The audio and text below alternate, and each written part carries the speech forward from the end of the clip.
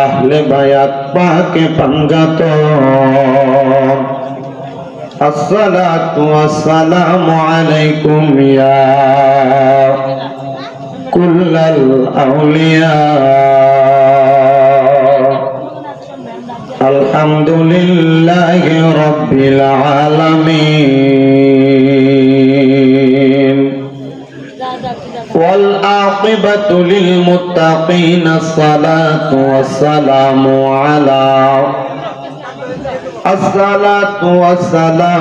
अला रसूलिहि मन काना नबिय्यन व आदमु बैनल माइ वत्तीन सय्यदना व नबियना व शफीयना व हबीबना व हबीब तबीबना व तबीब कुलूबना व कुलूब मुर्शिदना व अला आलिहि व अस्हाबिहि व अहले बैतिहि व औलियाए तरीक़तिहि व उलमाए दीन मिल्लति व अहले सुन्नति वल जमाअतिहि अजमाईन।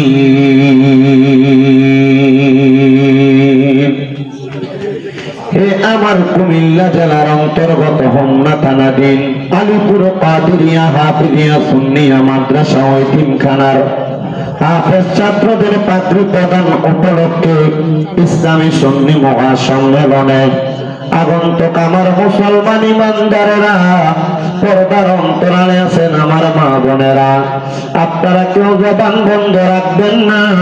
সবাই মুহাব্বতের আওয়াজে কলবটা জিন্দা করার লক্ষ্যে আল্লাহ তাআলার নাযিলকৃত আমার নবীজির উপর যেই কোরআন নাযিল করলেন সেই কোরআনের তেলাওয়াত করেন আর পড়েন।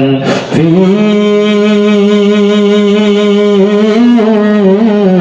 শান হাবিবিহি ওয়া মাহবুবিহি ওয়া মা'শুকিহি মুখবিরান ওয়া আমিরা ইন্নাল্লাহা ওয়া মালাইকাতাহু ইউসাল্লুনা আলান নাবিয়্যি ইয়া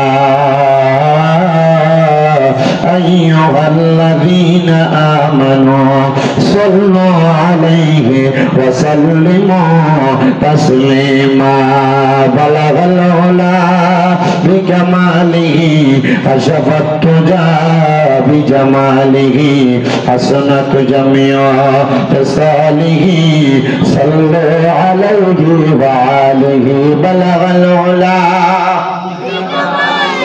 कशफत तुजा बिजमालिही हसनत जमिआ खसालिही सल्लु अलैहि व आलिही। नजर में मदीना है बस मेरे जिंदगी, ज़ुबा पर या रसूल अल्लाह ये है मेरे बंदगी। नजर में मदीना है बस मेरे जिंदगी, ज़ुबा पर या रसूल अल्लाह ये है मेरे बंदगी। रसूल खुदा से दिल को सलाम कहना और बागे मदीना से एक फूल तो फिलाना। बलगल उला बिकमालिही अशफत तुजा बिजमालिही हसनत जमिआ खसालिही सल्लु अलैहि व आलिही। या रसूल अल्लाह मुझे शेर अरब मंजूर है, अब गया की जिंदगी मुझको अज़ाबे गौर है। किस तरह मदीने में पहुंचो बता प्यारे नबी, হাত খালি আওর দরবার নবী হলাম তোমার বালাগাল হলা বিকামালিহি আশাবাতু যা বিজামালিহি আসনাতু জামিয়া সালিহি সাল্লু আলাইহি ওয়া আলিহি। আমি আমার আলীপুর এলাকার ভাই বাবাদের কাছে জানতে চাই, আপনাদের যাদের জবান আছে তাদের কাছে আমার দাবি আছে, যাদের জবান নাই তাদের কাছে আমার কোনো দাবি নাই।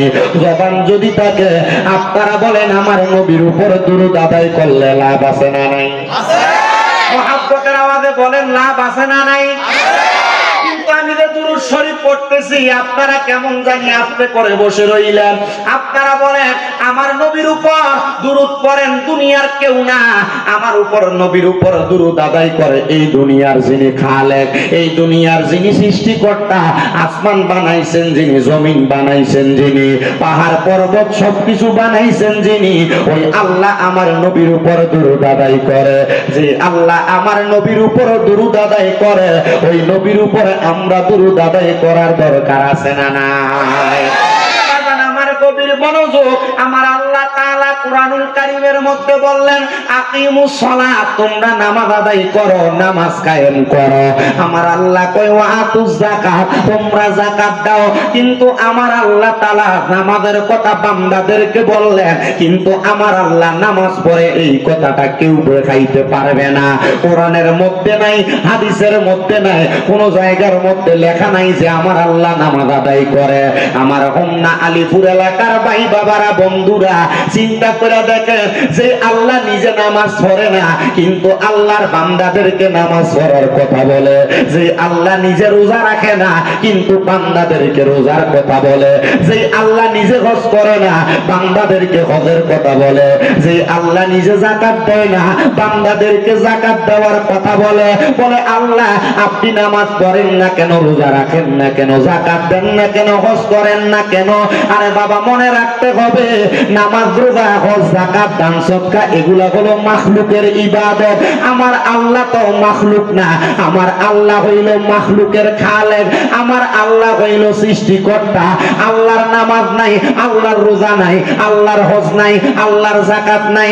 রাব্বুল আলামিন আল্লাহ, আপনি নামাজ পড়েন না, রোজা রাখেন না, হজ করেন না, যাকাত দেন না, আপনি কি করেন?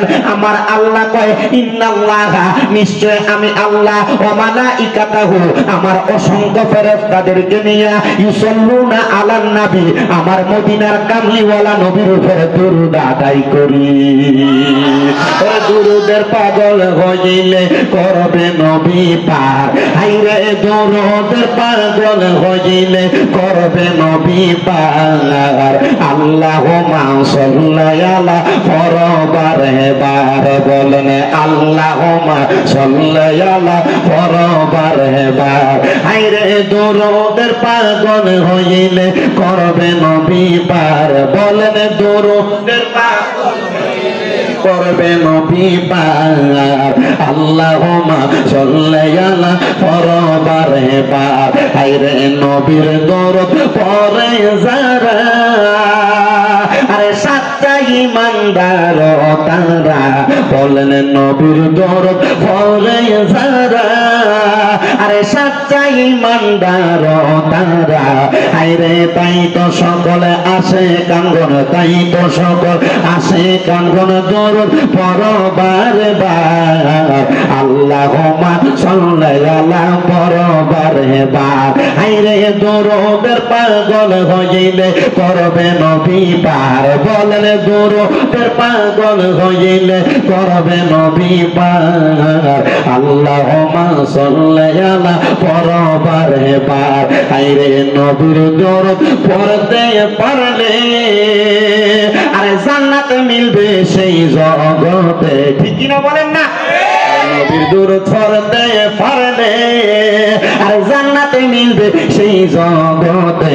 আইরে অহরহ পর দরুদ, অহরহ পর দরুদ, নবী মুস্তাফা আল্লাহুম্মা সাল্লি আলা পরবারে বা আইরে দরুদের পাগল হইলে করবে নবী পার বলেন দরুদের পাগল হইলে করবে নবী পার আল্লাহুম্মা সাল্লি আলা পরবারে বা এ আমার আলীপুর এলাকার ভাই বাবারা এবার আপনারা বলেন আমার আল্লাহ ওই নবীর উপর দুরূদ আদায় করে একা না আল্লাহর ফেরেশতাদেরকে নিয়ে তাহলে আল্লাহ তো নবীর উপর দুরূদ পড়ে আমরা ওই নবীর উপর বেশি বেশি দুরূদ পড়ার দরকার আছে না নাই ও বাবা দুরূদ শুধু বইয়া পড়ি না আমরা যারা সুন্নি দাবি করি আমরা নবীর ইয়া নবী সালাম আলাইকা কইয়া দাঁড়াইয়া সালাম দেই কথা কোন ঠিক কিনা আস্তে কোন ঠিক কিনা কিন্তু বাবা আমরা যখন নবীরে দাঁড়াইয়া সালাম দেই এক জাত আছে আমরারে বেদাতি কয় কথা কয় না আছে না নাই আমরা যদি নবীরে দাঁড়াইয়া সালাম দেই আরেক জাত আরে আমার যারা শ্রোতা তারা নিজেরা নিচে নামবো দরকার নেই মহিলা প্যান্ডেল মা বোন যারা রাস্তাঘাট আছেন মহিলা প্যান্ডেলের ব্যবস্থা করা হয়েছে ওসমান মেম্বারের বাড়িতে প্রজেক্টর আছে আপনারা এখানে চলে যাবেন আর আপনাদের যাদের মন চাই নিচে এসে বসবেন আলহামদুলিল্লাহ আমার শ্রোতা যেগুলা দরকার এগুলা চলে আসছে এই মিয়া গান জানলে সিডা থায়নি কথা কয় না থায়নি গান জানলে সিডা থায় না তো ইনশাল্লাহ এখানে দান থাকবো সিডা না আলহামদুলিল্লাহ আল্লাহ কবুল করো কোন আমি আমরা নবীরে ইয়া নবী সালাম আলাইকা কইয়া সালাম দেই কি দেই না আস্তে কয় দেই কি দেই না ও বাবা ইয়া নবী সালাম আলাইকা কইয়া সালাম দিলে আমরারে বন্ধ কয়েক জাত আছে না নাই আমরারে বেদাতি কয়েক জাত আছে না নাই ও বাবা আমরা নবীরে সালাম দিলে বন্ধ কয় বেদাতি কয় এটা তাদের খাসিয়ত কিন্তু আমরা আমার নবীরে মোহাব্বত করে সালাম দেই এটা আমাদের খাসিয়ত কারণ আমাদের বিশ্বাস আমরা যদি নবীরে ইয়া নবী সালাম আলাইকা কইয়া সালাম দেই আমরার মরার সময় আমার দয়াল নবীর দিদার পাওয়া যাবে কথা কোন ঠিক কিনা বাংলা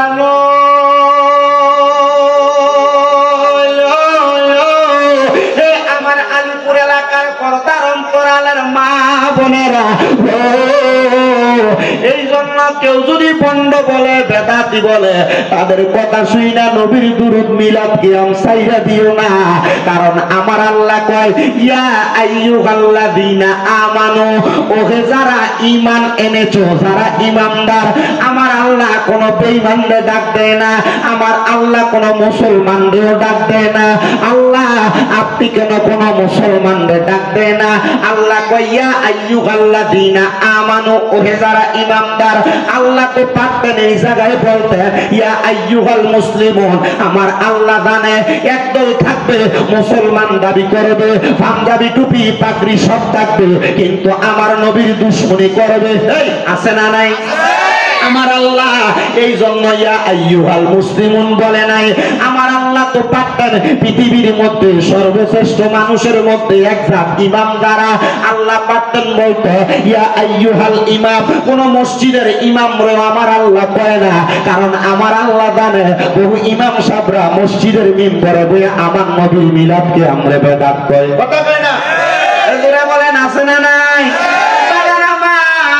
একটু গভীর মনোযোগ দিবেন অন্তরের কান লাগায়া শুনবেন বাজানো আমার আল্লাহ এই জন্য কয় ইয়া আইয়ুহাল্লাযীনা আমানু ওরে যারা ঈমানদার সল্লু তোমরা ওই নবীর উপর সল্লু আলাইহি ওই নবীর উপর দুরূদ আদায় করো ওয়া সাল্লিমু তাসলিমা সালাম দাও আদবের সাথে ভাইও আমার আল্লাহ বললে ওই নবীর উপর দুরূদ আদায় করতে ঈমানদাররে কইছে আমরা যারা নবীর দাঁড়ায় সালাম দেই আমরা নিজেদেরকে ঈমানদার দাবি করি এবার বলে সেই ঈমান নিয়ে আমরা মোহাব্বতে নবীর দুরূদ পড়ার দরকার আছে না নাই মোহাব্বতের আওয়াজে জবান খুলে দুরূদ শরীফ পড়েন আল্লাহুম্মা সাল্লি মাওলানা মুহাম্মাদ ওয়া আলা আলি সাইয়্যিদিনা মুহাম্মাদ আল্লাহুম্মা সাল্লি আলা সাইয়্যিদিনা মাওলানা محمد وعلى آل سيدنا জগৎ পাগল কাবার জন্য কাবা পাগল মাবুদের মাবুদ পাগল দয়াল নবীজি পাগল উম্মতের আল্লাহুম্মা সাল্লি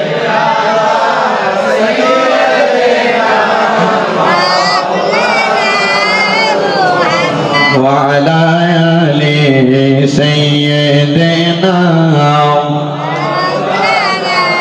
محمد لا إله لا ذكر لا إله لا كلمة لا إله لا إله إلا الله لا إله إلا الله لا إله لا لا إله لا إله إلا الله محمد رسول الله صلى الله عليه وسلم আসেন আমার ভাইরা বাবারা বন্ধুরা আজকের জান্নাতের বাগানে বৈশা কলবটা জিন্দা করার লক্ষ্যে মোহাব্বতের আওয়াজে একটু আল্লাহ তাআলার ইসমে জাতের জিকিরে মশগুল হয়ে যায় যে আল্লাহ তাআলা আপনার আমার দুনিয়ার জিন্দেগিতে হায়াত দারে সুন্দর হায়াত দান করছে মোহাব্বতের আওয়াজে উচ্চ কণ্ঠে আল্লাহ তাআলার জিকিরে মশগুল হতে কষ্ট হবে বাবারা যদি কষ্ট না হয় আসেন মোহাব্বতের আওয়াজে আল্লাহ তাআলার জিকির করি আল্লাহ আল্লাহ আল্লাহ আল্লাহ আল্লাহ আল্লাহ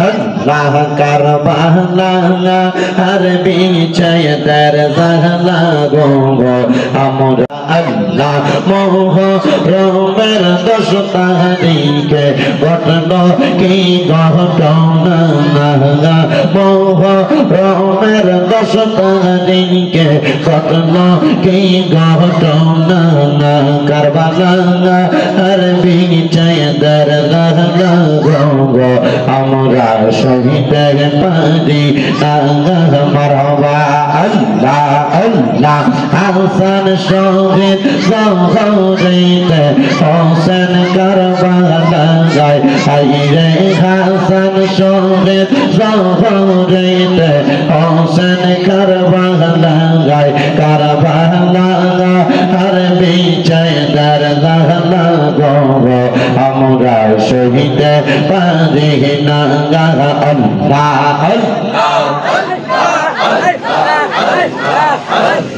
আল্লাহ আল্লাহ আল্লাহ আল্লাহ আল্লাহ আইরে গুণের বাগাই বাগাই রে কারবালায় নিদ তোমায় গে আল্লাহ আল্লাহ আইরে ও গুণের বাগাই বাগাই রে কারবালায় নিদ তোমায় গে মারহাবা আল্লাহ আল্লাহ এই জিদার দুশমনে তোমার এই জিদার দুশমনে তোমার মারি লবলানে বোনের ভাগাল ভাগাই যাইয়া কারবালায় নিদ তোমায় গে মারহাবা আল্লাহ আল্লাহ ইয়া গুল্লাহ ইলাহ আল্লাহ কারবালার বৈদান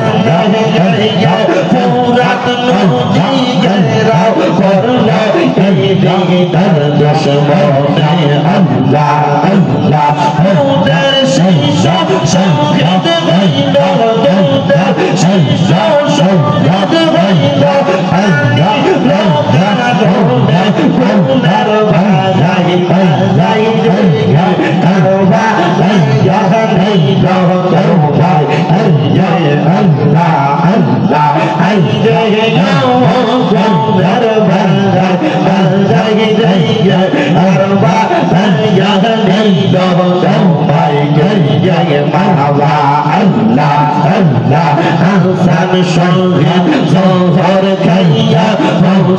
শহীদ রোজে আসগো আকবর দেখা ইলো পানি রোগা রোজে আল্লাহ আল্লাহ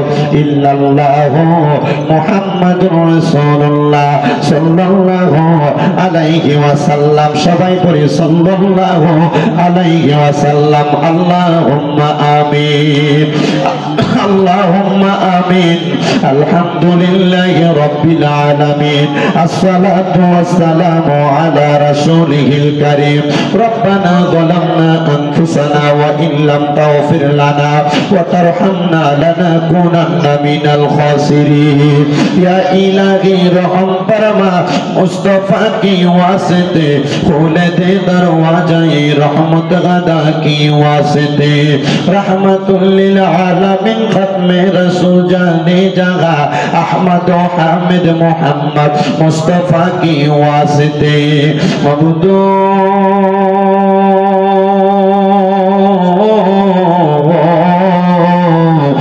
दयाल अल्लाह একটু রহমতের নজর করে তাকিয়া দেখেন গো আল্লাহ এই কুমিল্লা জেলার অন্তর্গত হোমনা থানাধীন আলীপুর কাদিরিয়া হাফিজিয়া সুন্নিয়া মাদ্রাসা ও এতিমখানার হাফেজ ছাত্রদের পাগড়ি প্রদান উপলক্ষে দ্বিতীয় বার্ষিক ইসলামী সুন্নি মহা সম্মেলন সাজাইয়া আমি অদম গুনাহগার শামীম হোসেন রেজার সঙ্গে ওলামায়ে কেরাম দাড়ি বকরা মুরব্বি বাবাজিরা যুবক নওজোয়ান ভাইয়েরা ছোট্ট ছোট্ট মাসুম বাচ্চারা বিশেষ করে এই মাহফিলে যিনারা সদারত করতেছেন দুইজন মাশায়েখ আযম পীর সাহেব হুজুর পেশোয়ারি দরবার শরীফের পীরজাদা হযরত মাওলানা মুহাম্মদ ইসমাইল হোসেন নয়ন সহ পীরজাদা হযরত মাওলানা খন্দকার মহিউদ্দিন সুফি আল কাদেরী সাহেব সহ পীর মুফতি আব্দুস সত্তার আল কাদেরী সহ যত উলামায়ে কেরাম সদারত করতেছেন, আল্লাহ প্রত্যেকের সদারত ক্রমে বিশেষ করে মাহফিলের প্রধান বক্তা পীর মুফতি গিয়াসউদ্দিন আত-তাহেরী সাহেব কেবলা সহ আমরা যারা মাহফিলের মধ্যে উপস্থিত হইলাম, আমাদের প্রত্যেকের মুনাজাত তোমার দরবারে কবুল আর মঞ্জুর কইরা নাও। এরে আমার হোমনা আলীপুর এবং আশেপাশে এলাকার মা বোনেরা গো, কি গো মা, মাইকের আওয়াজ তোমাদের কানে যায়নি গো মা, মুনাজাত হইতেছে গো মা। আমিও দমগুনাগার শামীম হোসেন রেজার সঙ্গে তাড়াতাড়ি তোমার ঘরের একটা কর্নারের মধ্যে নামাজের মুসল্লা বিছায়া প্রজেক্টরের অন্তরালে জানাছো তাড়াতাড়ি আল্লাহর দরবারে দুনিয়ার কর্মব্যস্ততা বন্ধ করে দিয়া আমিন আমিন করে দুইটা হাত বাড়াইয়া দেও গো মা। আমাদের বিশ্বাস আছে গো মা, আমার আল্লাহ একটা হাত খালি ফিরাইয়া দিবে না। এরে আমার এই এলাকা এবং আশেপাশে এলাকার ভাই বাবারা, কিরে ভাই, দুনিয়ার কাজকর্ম গুলা বন্ধ হয়েছিল রে ভাই, মুনাজাত হইতেছে রে ভাই, আর কতকাল দুনিয়ার ব্যস্ততাতে সময় কাটাইবা? দুনিয়ার রং তামাশা একদিন বন্ধ হয়ে যাবে। আমার আল্লাহর দরবারে আমিন আমিন করে দুইটা হাত বাড়াইয়া দেও রে ভাই। জানি না রে আল্লাহ, কোন ভাই বাবা বা বোনের জন্য জানি গো আজকের এই মুনাজাত জীবনের শেষ মুনাজাত করে হাত বাড়াইছে। জানি না রে আল্লাহ, কোন ভাই বাবা বা বোনের জন্য জানি গো আজকার আলীপুরের মাহফিল জীবনের শেষ মাহফিল হইয়া গেছে। জানি না রে আল্লাহ, কোন ভাই বাবা মা বোনের জন্য জানি গো তাদের এলাকার কবরস্থানের মাটি লাফালাফি করে। জানি না রে আল্লাহ, কোন ভাই বাবা মা বোনের জন্য জানি গো বাঁশমুড়ার বাঁশগুলা পাইকা লাল লাল হইয়া গেছে। জানি না রে আল্লাহ, কোন ভাই বাবা মা বোনের জন্য জানি গো কমলা দুলালপুরের বাজারের কাপড়ের দোকানে কাপড় গুলা কাটা রেডি করে রাখছি। ডাকলেনি জুড়াইব মন, জপলেনি পান ঠান্ডা হবে, না দেখিলে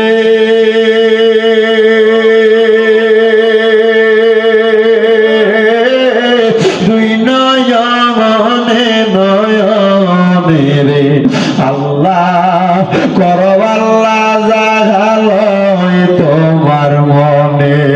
তুমি তোমার বন্ধু আদম নবীর সঙ্গে কইছিলা কোথায় আল্লাহ আরাফাতে নিয়া আমরার সঙ্গে নি কইবা কথা গো আল্লাহ আজরাইল পাঠাইয়া গো আল্লাহ করো আল্লাহ জাগালয় তোমার মনে। তুমি তোমার বন্ধু ইউনুস নবীর সঙ্গে কইছিলা কথায় আল্লাহ মাছের পেটে নিয়া আমরার সঙ্গে নি কইবা কথা গো আল্লাহ সাদা কাফনে ঢুকাইয়া গো আল্লাহ করো আল্লাহ জাগালয় তোমার মনে। তুমি তোমার বন্ধু ইব্রাহিম নবীর সঙ্গে কইছিলা কোথায় আল্লাহ নমরুদের আগুনে পালাইয়া আমরার সঙ্গে নি কইবা কথা গো আল্লাহ অন্ধকার কবরে না মাইয়া গো আল্লাহ করো আল্লাহ জাগালয় তোমার মনে। ও অবশেষে আমার নূরের নবীর সঙ্গে কইছিল কথা আল্লাহ মেরাজতে নিয়া আমরার সঙ্গে নি কইবা কথা গো ও আল্লাহ আমার নবীর সামনে রাখিয়া গো আল্লাহ করো আল্লাহ জাগালয় তোমার মনে বাবুদে মায়ার নজর করে তাকে দেখেন গো আল্লাহ এই আলিপুরের মাদ্রাসার মাহফিলে কে জানি গাছ বাড়াইছে কার জানি জগতের মধ্যে আব্বা নাই যে বাবা রিক্সা চালাইয়া মাটি কাইটা মাথার গাম পায়ে ফেলাইয়া পরের বাড়িতে বদলার কাম কইরা সন্তানদের মানুষের মতো মানুষ করার জন্য আব্বা পরিশ্রম করছে এমন আব্বা যাদের অন্ধকার কবরে রে আল্লাহ আব্বার কবর জান্নাতের বাগান বানায়া দাও ও দয়া ফরিয়াদ তোমার দরবারে আজকের মুনাজাতে কে জানি হাত বাড়াইছে কার জানি জগতের মধ্যে মানা যেই মা 10 মাস 10 দিন গর্ভে ধারণ কইরা সন্তানের প্রসব বেদনা সহ্য করতে মার বড় কষ্ট হইছে এমন মা যাদের অন্ধকার কবরে রে আল্লাহ আমার কবর জান্নাতের বাগান বানিয়ে দাও আল্লাহ আজকে 3 দিন হয় কুরবানির ঈদ চলে গেছে অনেক সন্তানেরা কুরবানি দিছে মা বাপ দুনিয়াতে বাইরে থাকতে কুরবানি দেওয়ার সামর্থ্য ছিল না দয়া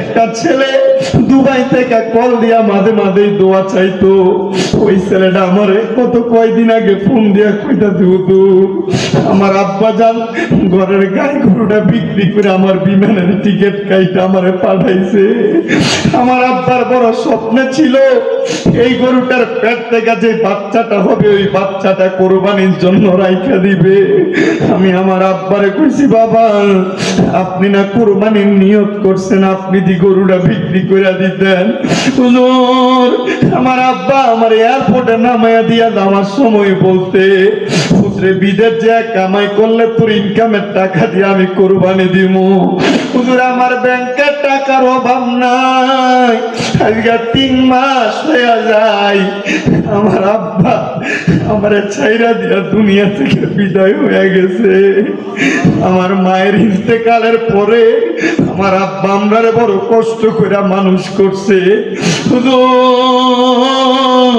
হুজুর আমি 2 লক্ষ টাকা দিয়ে একটা গরু কিনা কোরবানি দিতেছি কিন্তু আমার আব্বা না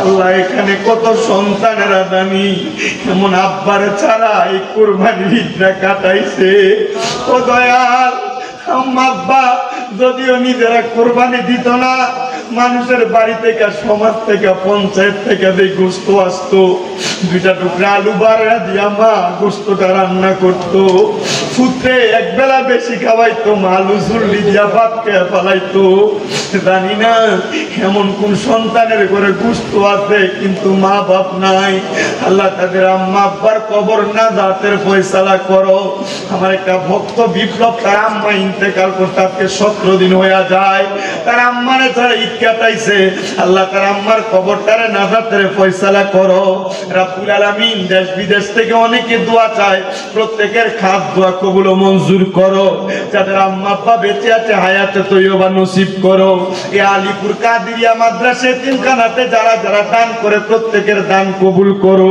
আমার একজন ভাই ভৈরবের আগানগর থেকে শফিক ভাই ওনার আম্মা আব্বা সন্তানের জন্য দোয়া চায় তার দোয়া তুমি কবুল ও মঞ্জুর করো গাইবান্ধার গোবিন্দগঞ্জ থেকে একজন খালাম্মা দোয়া চাইছে ওনার দোয়া কবুল করে নাও আমার ভক্ত শামীম অসুস্থ তার আম্মা অসুস্থ দোয়া চাই তারা সেবা দান করো বিশেষ করে আমার আম্মা জান আজকে 1 মাস 2 দিনের মতো বিছানার মধ্যে পড়ে আছে অসুস্থ আমরা আমাদের আম্মারে অসুস্থ অবস্থায় বিছানায় শোয়া ঈদ কাটাইছি আল্লাহ জানি না আমাদের কোন পাপের কারণে আপনি আমার আম্মারে অসুস্থ বানিয়ে রাখছেন আপনার দরবারে তওবা করি, আপনি আমার আম্মা জানকে শেফা দান করে দেন আল্লাহ, আপনি আমার আম্মা জানকে শেফা দান করে দেন আল্লাহ, আপনি আমার আম্মা জানকে শেফা দান করে দেন।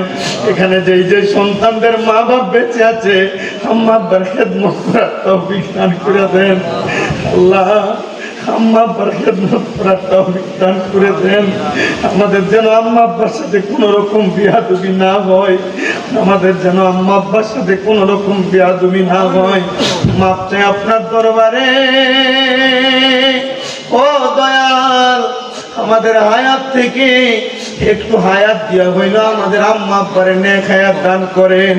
আম্মা আব্বা বাইচা থাকলে আমাদের জন্য বেশি করে দোয়া করবে আল্লাহ, আমাদের প্রত্যেকের নেক মাকসুদ গুলো পূরণ করেন। যারা অভাবে আছে অভাব দূর করে দেন। অনেকে প্রবাসীরা বিদেশ থেকে দোয়া চায়, আমার প্রবাসীদের কামাই রুদি ব্যবসা বাণিজ্যে বরকত দেন আল্লাহ। বিশেষ করে ইয়াতিম সহ যারা যারা এই কাদিরিয়া মাদ্রাসার জন্য কষ্ট করে, তাদের প্রত্যেকের পরিশ্রম আপনি কবুল ও মঞ্জুর করেন। পর্দার অন্তরালে অনেক মা বোনেরা হাত বাড়াই, আমাদেরকে কবুল ও মঞ্জুর করেন। যে 4 জন ছাত্র মাথায় পাগড়ি নিবে কোরআনের হাফেজ সম্পূর্ণ করেছে, তারা সব বাকি প্রত্যেকটা ছাত্রকে আপনি কবুল ও মঞ্জুর করেন। আমাদের প্রত্যেকের মরণের আগে আখিরি জবানে মধুর কালেমা পড়াইয়া দিয়েন, লা ইলাহা ইল্লাল্লাহু মুহাম্মাদুর রাসূলুল্লাহ সাল্লাল্লাহু আলাইহি ওয়াসাল্লাম। একটা জবানকে বন্ধ রাখবেন না, মুহাব্বতের আওয়াজ উচ্চ কণ্ঠে করেন আলহামদুলিল্লাহ। আলহামদুলিল্লাহ বললে খুশি হয় কে? আল্লাহকে আমরা সবাই একবারে ডান হাত তুলে ধরে ডাকতে আল্লাহ। এতগুলা মাঠ ভর্তি মানুষ আছে, বোঝা যায় না, মুহাব্বতে বলি আল্লাহ।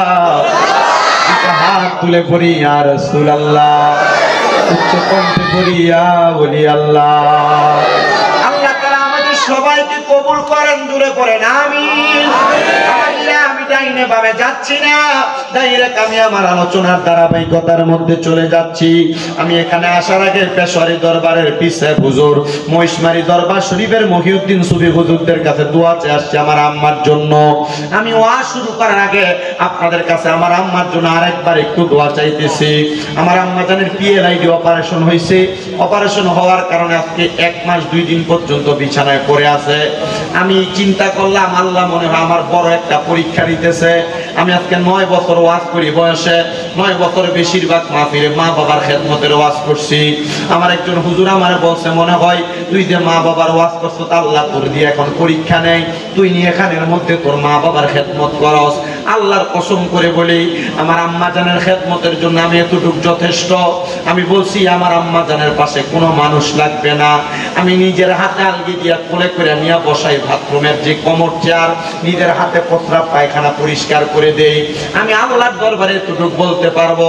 রাত্রবেলা ঘুমাইতে গেলে আমার চোখ লাগে না, মানি কোন সময় ডাক দেয় কোনো কিছু লাগবে। আব্বাজিরা আপনাদের কাছে এতটুকু আবদার নিয়ে আমি আমার বয়ান শুরু করি। দুনিয়াতে যা করেন আর না করেন, মন্দ কাজ ত্যাগ করে ভালো ভালো কাজ করবেন। আপনাকে ভালো কাজ দুনিয়ার বিপদ থেকে উদ্ধার করবে, আপনাকে ভালো কাজ আখিরাতের মধ্যে আপনাকে জাহান্নাম থেকে উদ্ধার করবে। আপনারা বলেন ভালো ভালো কাজগুলা আমাদেরকে দুনিয়ার বিপদ থেকে উদ্ধার করবে, এই বিশ্বাস আমাদের আছে না নাই? হাদিস শরীফের মধ্যে পড়তে গিয়ে পাইলাম অল্প কিছুদিন আগে আমি কামিল ফিকা পরীক্ষা দেওয়ার সময় একটা হাদিস শরীফ আমি পড়ার সময় দেখতে পাইলাম আল্লাহর হাবিব মুহাম্মদুর রাসূলুল্লাহ সাল্লাল্লাহু আলাইহি সাল্লাম নবী আমার বলতেছে, দুনিয়ার জমিনের মধ্যে কোন মানুষ যদি পাপ কাজের মধ্যে লিপ্ত হয়ে যায়, তাহলে আমার আল্লাহ তাআলা ওই মানুষটাকে বিপদ আপদের মধ্যে ফেলায় দেয়। ও বন্ধু আমার, ও আমার আলিপুর এলাকার ভাই বাবারা, মা বোনেরা, মনে রাখতে হবে পাপ কাজ আপনারে বিপদে ফেলায় দিবে, পাপ কাজ আপনারে দুনিয়ার জমিনের মধ্যে অভাব অনটনের মধ্যে ফেলায় দিবে, পাপ কাজ আপনাকে দুনিয়ার জমিনের মধ্যে মুসিবতে ফেলায় দিবে। আল্লাহর দরবারে ফরিয়াদ, আল্লাহ আমরা কোন পাপ কাজের দ্বারা কোন মুসিবতে পড়তে চাই না। আমাদের এমন কোন ছোট ছোট ভালো কাজ যদি তোমার দরবারে পছন্দ হয়, আল্লাহ তুমি আমাদের ভালো কাজগুলোর কারণে আমাদেরকে দুনিয়া এবং আখিরাতের মধ্যে তারাক্কি নসিব করো। এবার আপনারা বলেন আমার আল্লাহ চাইলে আমাদেরকে দুনিয়া এবং আখিরাতের মধ্যে তারাক্কি দিতে পারে কি পারে না? আমার দুনিয়ার মুসলমান ইমানদারেরা একটু গভীর মনোযোগ অন্তরের কান লাগে বয়ানটা শ্রবণ চেষ্টা করবেন এই ভালো কাজ মানুষকে দুনিয়ার জমিনের মধ্যে কেমন করে উদ্ধার করে একটু শুনবেন। হযরত আব্দুল্লাহ ইবনে ওমর রাদিয়াল্লাহু তাআলা আনহু বলেন, আমি আমার নবীজির জবান মোবারক একটা ঘটনা বলতে শুনলাম। তিনজন পাপী ব্যক্তি পাপ কাজ করার জন্য এলাকার সব মানুষকে অত্যাচার করে, অনাচার করে। এলাকার মানুষ তাদের অত্যাচার অনাচারে বড় অতিষ্ঠ। দেখবেন এলাকায় এমন অনেক শয়তান মার্কা লোক আছে যার এলাকার অত্যাচার অনাচারের কারণে এলাকার ভালো মানুষও থাকতে পারে না। আপনারা বলেন এমন শয়তান মার্কা লোক এলাকায় আছে না নাই? আছে না এমন? এলাকার ভিতরে এমন নাড়া একটা থাকে যে নাড়ার কারণে এলাকার ভালো ভালো মানুষও ঘরে ঘুমাইতে পারে না। এই কথা বলা কেন আছে না? ওই তিন শয়তান মানুষ, এরা মানুষকে অত্যাচার করে, মানুষের প্রতি জুলুম করে, মানুষের প্রতি অন্যায় করে। এরা রাত্রবেলা তিনজন একসাথে হইয়া পরের দিন কার উপর অত্যাচার করবে, অনাচার করবে, এগুলার জন্য বুদ্ধিমত্তা করে। এই তিনজন যখন বুদ্ধিমত্তা করে, তারা এক সপ্তাহ পর্যন্ত বুদ্ধি করে, কিন্তু তারা তাদের বুদ্ধি মোতাবেক মানুষের প্রতি অত্যাচার করতে পারে না। বলে কেন? কারণ তারা যেই বুদ্ধি করে পরের দিন তার বুদ্ধির পরিপ্রেক্ষিতে যা দেখে মানুষ কাজ করে, সে বুঝতে পারছে তার এলাকার মধ্যে সে যেই পরামর্শগুলা করে কুপরামর্শ, এই কুপরামর্শগুলা মানুষ জেনে গেছে, এই জন্য তাদের পরামর্শগুলা সুফল হয় না। এই তিন সুট্টা বেড়া কি নাড়া চিন্তা করলো, এরা এই দুনিয়ার জমিনের মানুষের চোখের আড়ালে যায় না, কোন জায়গার মধ্যে তাদের কুপরামর্শ করবে মানুষকে যেন বিপদে ফেলাইতে পারে। এই তিনজন মিলা ঘোড়ার পিঠে উইটা মাগরিবের নামাজের সময় টকবক করতে করতে এরা তাদের এলাকা চাইরা দিয়া বড় একটা পাহাড়ের গুহার মধ্যে প্রবেশ করছে। পাহাড়ের গুহার মধ্যে যাইয়া এরা নিয়ত করতে, এরা কুমন্ত্রণা করতেছে, আজকে এই ব্যক্তিকে বিপদে ফেলা হবে, আগামীকালকে ওই ব্যক্তিকে বিপদে ফেলা হবে, এরপরের দিন ওই ব্যক্তিকে বিপদে ফেলা হবে। আর ওই এলাকা একজন আল্লাহওয়ালা ব্যক্তি আল্লাহ তাআলার কাছে হাত বাড়ায় দোয়া করে, আল্লাহ যে তিনজন ব্যক্তির কুমন্ত্রণার কারণে, অত্যাচারের কারণে এলাকার মানুষ শান্তিতে থাকতে পারে না, আপনি তিনজন ব্যক্তিকে হেদায়েত দান করেন। এবার আপনারা বলেন হেদায়েত দেওয়ার মালিক একজন, তিনি কে? আপনি বলছেন আরো জোরে কন্যা, তিনি কে? বাবা অত্যাচারী অত্যাচার থেকে বাঁচতে চান কি চান না? কন্যা বাঁচতে চান কি চান না? নাডার নাডামি থেকে বাঁচার দরকার আছে না নাই? ওই তিনজনের অত্যাচারের কথা শুই না আল্লাহ পাকের খাস নেককার বান্দা আল্লাহ তাআলার কাছে দোয়া করে, আল্লাহ এই তিনজনের অত্যাচারে আমার এলাকার মানুষ বড় অতিষ্ঠ, আপনি একটু খাস করে দোয়া করে দেন। দেখবেন আপনাদের এলাকার মানুষ যখন বিপদে পড়ে পেশোয়ারি দরবারের পিসা হুজুরের কাছে যায়, মহিষমারি দরবারের পিসা হুজুরের কাছে যায় দোয়া চায়, হুজুর একটু দোয়া করবেন, বড় বিপদে আছি, বড় অভাবে আছি, বড় টেনশনে আছি, মুসিবতে আছি, হুজুর আপনাদের তাহাজ্জুদ নামাজের দোয়ার কারণে আল্লাহ তাআলা আমাদেরকে বিপদ থেকে উদ্ধার করবে। দোয়া চান কি চান না? কথা কয় না, দোয়া চান কি চান না? ওই হুজুর দোয়া করছে, আল্লাহ এদেরকে বিপদ থেকে উদ্ধার করেন, এদের বিপদ থেকে উদ্ধার করেন। এবার ওই তিনজন ব্যক্তি যখন কুমন্ত্রণা কুপরামর্শ করেন, ওই কুপরামর্শ করার সময় তারা ওই গুহার মধ্যে আটকা পড়ে গেছে। একদিন না, দুই দিন না, তারা এক সপ্তাহ পর্যন্ত গুহার মধ্যে আটকা পড়ে গেছে। কেমনে পড়ছে জানেন? বড় একটা গুহার মুখ, ওই গুহার মুখের মধ্যে বড় একটা পাথর আইসা মুখটারে বন্ধ করে দিছে। একটা পাথর না, ওই পাথরের পেছনে আরেকটা পাথর গুহার মুখটা বন্ধ করে দিছে। দুইটা পাথর না, আরেকটা পাথর আইসা তিনটা পাথর গুহার মুখটা বন্ধ করে দিছে। ওই তিনজন চিন্তা করে, আল্লাহ আপনার 7 দিন কোনো খাবার নাই, কোনো পানি নাই, কোনো কিছু আমাদেরকে আহার করানো হয় না। আমরা জানি আমরা মানুষের প্রতি যে অত্যাচার করার জন্য নিয়ত করেছি, আপনি হয়তো আমাদেরকে এই গুহার মধ্যে ঢুকায়া শাস্তি দিয়ে মারতেছেন। আল্লাহ আপনার দরবারে মাপ চাই, মাপ চাইবো, আমরা আর কোনোদিন গুনাহ করব না, আর কোনোদিন মানুষের প্রতি অত্যাচার করব না, মানুষের প্রতি কুমন্ত্রণা করব না। আল্লাহ আপনি আমাদেরকে আল্লাহর হস্তে মাফ করে দেন না। এবার এই তিনজন থেকে একজন ডাক দিয়ে বলতেছে, হে আল্লাহর বান্দারা, তোমরা তো সারা জীবন মানুষের ক্ষতি করেছো, এখন তোমাদের ডাক কবুল করা হবে না। মনে রাখবেন কিয়ামতের আগ মুহূর্তে মানুষের দোয়া কবুল হওয়া বন্ধ হয়ে যাবে। মানুষের দোয়া কবুল হওয়া বন্ধ হওয়া আরম্ভ কোনো কারণ না রে, অন্য কোনো কারণ না। মানুষের দোয়া কবুল হওয়া বন্ধ হওয়ার কারণ হইল মানুষ গুনাহ করতে করতে গুনাহকে তারা গুনাহ মনে করবে না, গুনাহকে তারা গুনাহ মনে করবে না। আল্লাহর বান্দা এই তিনজনের মধ্য থেকে একজন ডাক দিয়ে বলতেছে, ও দুইজন মানুষ, সারা জীবন মানুষের প্রতি অত্যাচার করেছো, অনাচার করেছো, তোমাদের মাঝে এমন কোন ভালো আমল আছে নাকি? ওই নেক আমল দিয়ে আল্লাহর কাছে দোয়া করো, আমার আল্লাহ তাআলা তোমাদেরকে দেখবা মাফ করে দিব। তিনজনের মধ্যে থেকে একজন ডাক দিয়া কয়, আমি অন্য কোন ভালো আমলের কথা বলতে পারবো না, আমার একটা ভালো আমল আছে। বলে কি ভালো আমল? বলো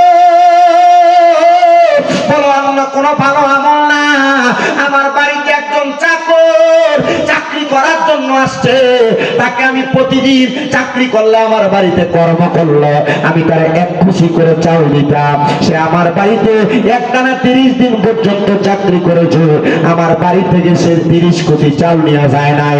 সে আমারে বলেছে, বাদশা আপনার বাড়িতে চাকরি করার কারণে আপনার কাছে আমি 30 কোটি চাউল পাওনা হয়ে গেলাম, তবে বাদশা এই চাউলগুলো আমি নিব না, কারণ এই চাউলগুলা খাওয়ার উপযুক্ত আমার কাছে মানুষ নাই। বাদশা আপনার কাছে চাউলগুলা রেখে দেন, আমি পরে আপনার কাছ থেকে নিয়ে যাব, আমানত রাখেন। কিন্তু আমরা সমাজে আমানত দূরের কথা, আমরা সমাজের ভিতরে একজন মানুষের কাছে যদি অল্প কিছুক্ষণের জন্য কোনো মাল রাখা হয়, এটা এখান থেকে ওইখানে হইতে দেরি হয় না। সোনার বাংলাদেশে কথা কম না, ঠিক কিনা? আছে না? আমার মুসলমানেরা মনোযোগ দেন। ওই চাকর ডাক দিয়ে, আপনার কাছে রাখলাম আমি আমার সামানটা, আমানত কন্যা কি কন্যা কি রাখছি? আমানত বড় শক্ত জিনিস, আমানতের খেয়ানত করবেন না, বেঈমান হওয়ার সম্ভাবনা আছে, বেঈমান হবেন। আমানত কখনো খেয়ানত করবেন না। বাদশা বলে, আমার ভালো কাজ হলো, আমি আমার কাছে 30 কোটি চাউল রাইখা দিলাম, কিন্তু অনেক দিন হয়ে গেছে সে আমার কাছ থেকে আইসা চাউলগুলা নিয়ে যায় না। আমি দেখলাম চাউল, দেখবেন বেশি দিন যদি গ্রামের মধ্যে থাকে, এই চাউলের মধ্যে কেরি ফুক ধরে। আপনারা কি ফুক করেন? কেরি ফুক ধরে। ওই বাদশা বলে, ওই 30 কোটি চাউল আমি আলাদা করে একটা বস্তার মধ্যে, একটা ড্রামের মধ্যে রাইখা দিলাম। চাউলগুলোর মধ্যে পোকা ধরে যাচ্ছিল। আমি চিন্তা করলাম, তার চাউলগুলো যদি নষ্ট হয়ে যায়, আমি আমার কাছ থেকে ভর্তুকি দিয়া তারে চাউলগুলা দেওয়া লাগবে। আমি চাউলগুলা বাজারে বিক্রি করেছিলাম। বিক্রি করার পর এই চাউলের টাকা দিয়া যেই টাকা হয়েছে, আমি বাজার থেকে একটা ছাগল ক্রয় করছি। ছাগল, ওই ছাগলটা লালন পালন কইরা, ওই ছাগলের বাচ্চা হইতে হইতে অনেক বাচ্চা। চিন্তা করলাম, এত ছাগলের বাচ্চা লালন পালন করা আমার পক্ষে সম্ভব না। আমি ছাগলগুলা বিক্রি কইরা বড় বড় 2টা গরু ক্রয় করলাম। আমি গরুগুলা লালন পালন করতে করতে গরু ও বাছুর দিতে দিতে এত বেশি হয়ে গেছে, আমি এগুলার টাকা দিয়া, দুগ্ধ বিক্রি করা টাকা দিয়া 2টা রাখাল রাইখা সুন্দর ঘর বানায়া একটা বড় খামারের মধ্যে আমি তার গরুগুলা লালন পালন শুরু করলাম। এমন একদিন ওই রাখাল আইসা আমার কাছে বলেছে, বাদশা আমার চালগুলা মানে ফেরত দেন। আমি তখন রাখালকে বললাম, এই যে গরুর গোয়ালটা দেখতে পাও, গরুগুলা 2জন রাখা আছে, গোলা তুমি নিয়ে যাও। আমারে রাখা ওই চাকর ব্যক্তি বলেছে, চাকরিওয়ালা বলেছে, হুজুর আপনি কি আমাদের সাথে এখন মজা করতেছেন? বলে, না না না, মজা করি না। বলে, আমি তো আপনার কাছে মাত্র 30 কোটি চাউল দিয়েছি, এগুলা কেমনে গোয়াল গরু পরিমাণ গরু হয়? বলে, মনে রাখবা, আমি তোমার চাউলগুলা বিক্রি কইরা নষ্ট হয়ে যাওয়ার ভয়ে আমি ছাগল ক্রয় করেছি, এগুলা বিক্রি কইরা গরু ক্রয় করে তোমারটাকে আমি উন্নতি করে দিয়েছি। ওই রাখালটা, ওই কাজের ব্যক্তিটা দোয়া করে, আল্লাহ এই বাদশা দুনিয়াতে কোনো ভালো কাজ করছে কিনা জানি না, আমি গরিব মানুষ, পেটের ক্ষুধার কারণে সঞ্চয় করতে পারতাম না, জমাইতে পারতাম না, তার জন্য বিবাহ করি নাই, তার জন্য পরিবারকে মায়া করি নাই, কিন্তু বাদশা আমার 30 কোটি চাউল দিয়া মহাব্বত করে আমার মায়া কইরা গরুর গোয়ালের মালিক বানিয়ে দিছে। আল্লাহ তুমি এই বাদশাটাকে মুসিবত থেকে উদ্ধার কইরো। এবার ওই 3 জনের মধ্যে একজন দোয়া করে, আল্লাহ আমার অন্য কোনো ভালো কাজ নাই, তবে এই ভালো কাজের বিনিময়ে তুমি আমাকে এখান থেকে উদ্ধার করো। ওই লোকগুলা ডাক দিয়ে বলে, ও জগতের মানুষ, শোনো রে, ওই দোয়াটা করতে দেরি গুহার মুখের মধ্যে যে মধ্যেই 3টা পাথর ছিল, একটা পাথর সরে গেছে। আমরা বুঝতে পারলাম মনে হয় আমার ভালো দোয়ার কারণে একটা পাথর সরে গেছে। গুহার মুখের মধ্যে 3টা পাথর, আর বাকি আছে 2টা পাথর। এবার আরেকজন বলে আমার জীবনে আরেকটা ভালো কাজ আছে। বলে কি ভালো কাজ? বলে আমি আমার জীবনে অনেক গুনার কাজ করেছি, কিন্তু আমার একজন চাচাতো বোন ছিল বড় সুন্দর, বড় মায়াবী। আমার চাচাতো বোনকে দেখলে যে কোনো পুরুষ মানুষ পাগল পারা হয়ে যাবে। আমার ইচ্ছা জাগছে এই চাচাতো বোনের সঙ্গে যদি আমি একটা রাত্র কাটাইতে পারতাম, আমি যদি তার সঙ্গে বিবাহ বন্ধন না কইরা তার সঙ্গে আমি মজা নিতে পারতাম, তাহলে আমার কাছে বড় ভালো লাগতো। আমি যখন এই চিন্তা করতেছি, হঠাৎ করে দেখলাম আমার চাচাতো বোন আমার কথা এসে বলতেছে তারা অল্প কিছু টাকা, অল্প কিছু দিরহাম দেওয়ার জন্য হাওলাত, সে আমাকে পরে দিয়ে দিবে। আমি তাকে বলছি পরে দেওয়া লাগবে না, তুমি যদি আমার কাছ থেকে টাকা নাও তাইলে আমি তোমার দেহ ভোগ করবো। ও বাবা, এই টাকার বিনিময়ে দেহ ভোগ করাটাকে পতিতালয়ের আড্ডাখানা বলে।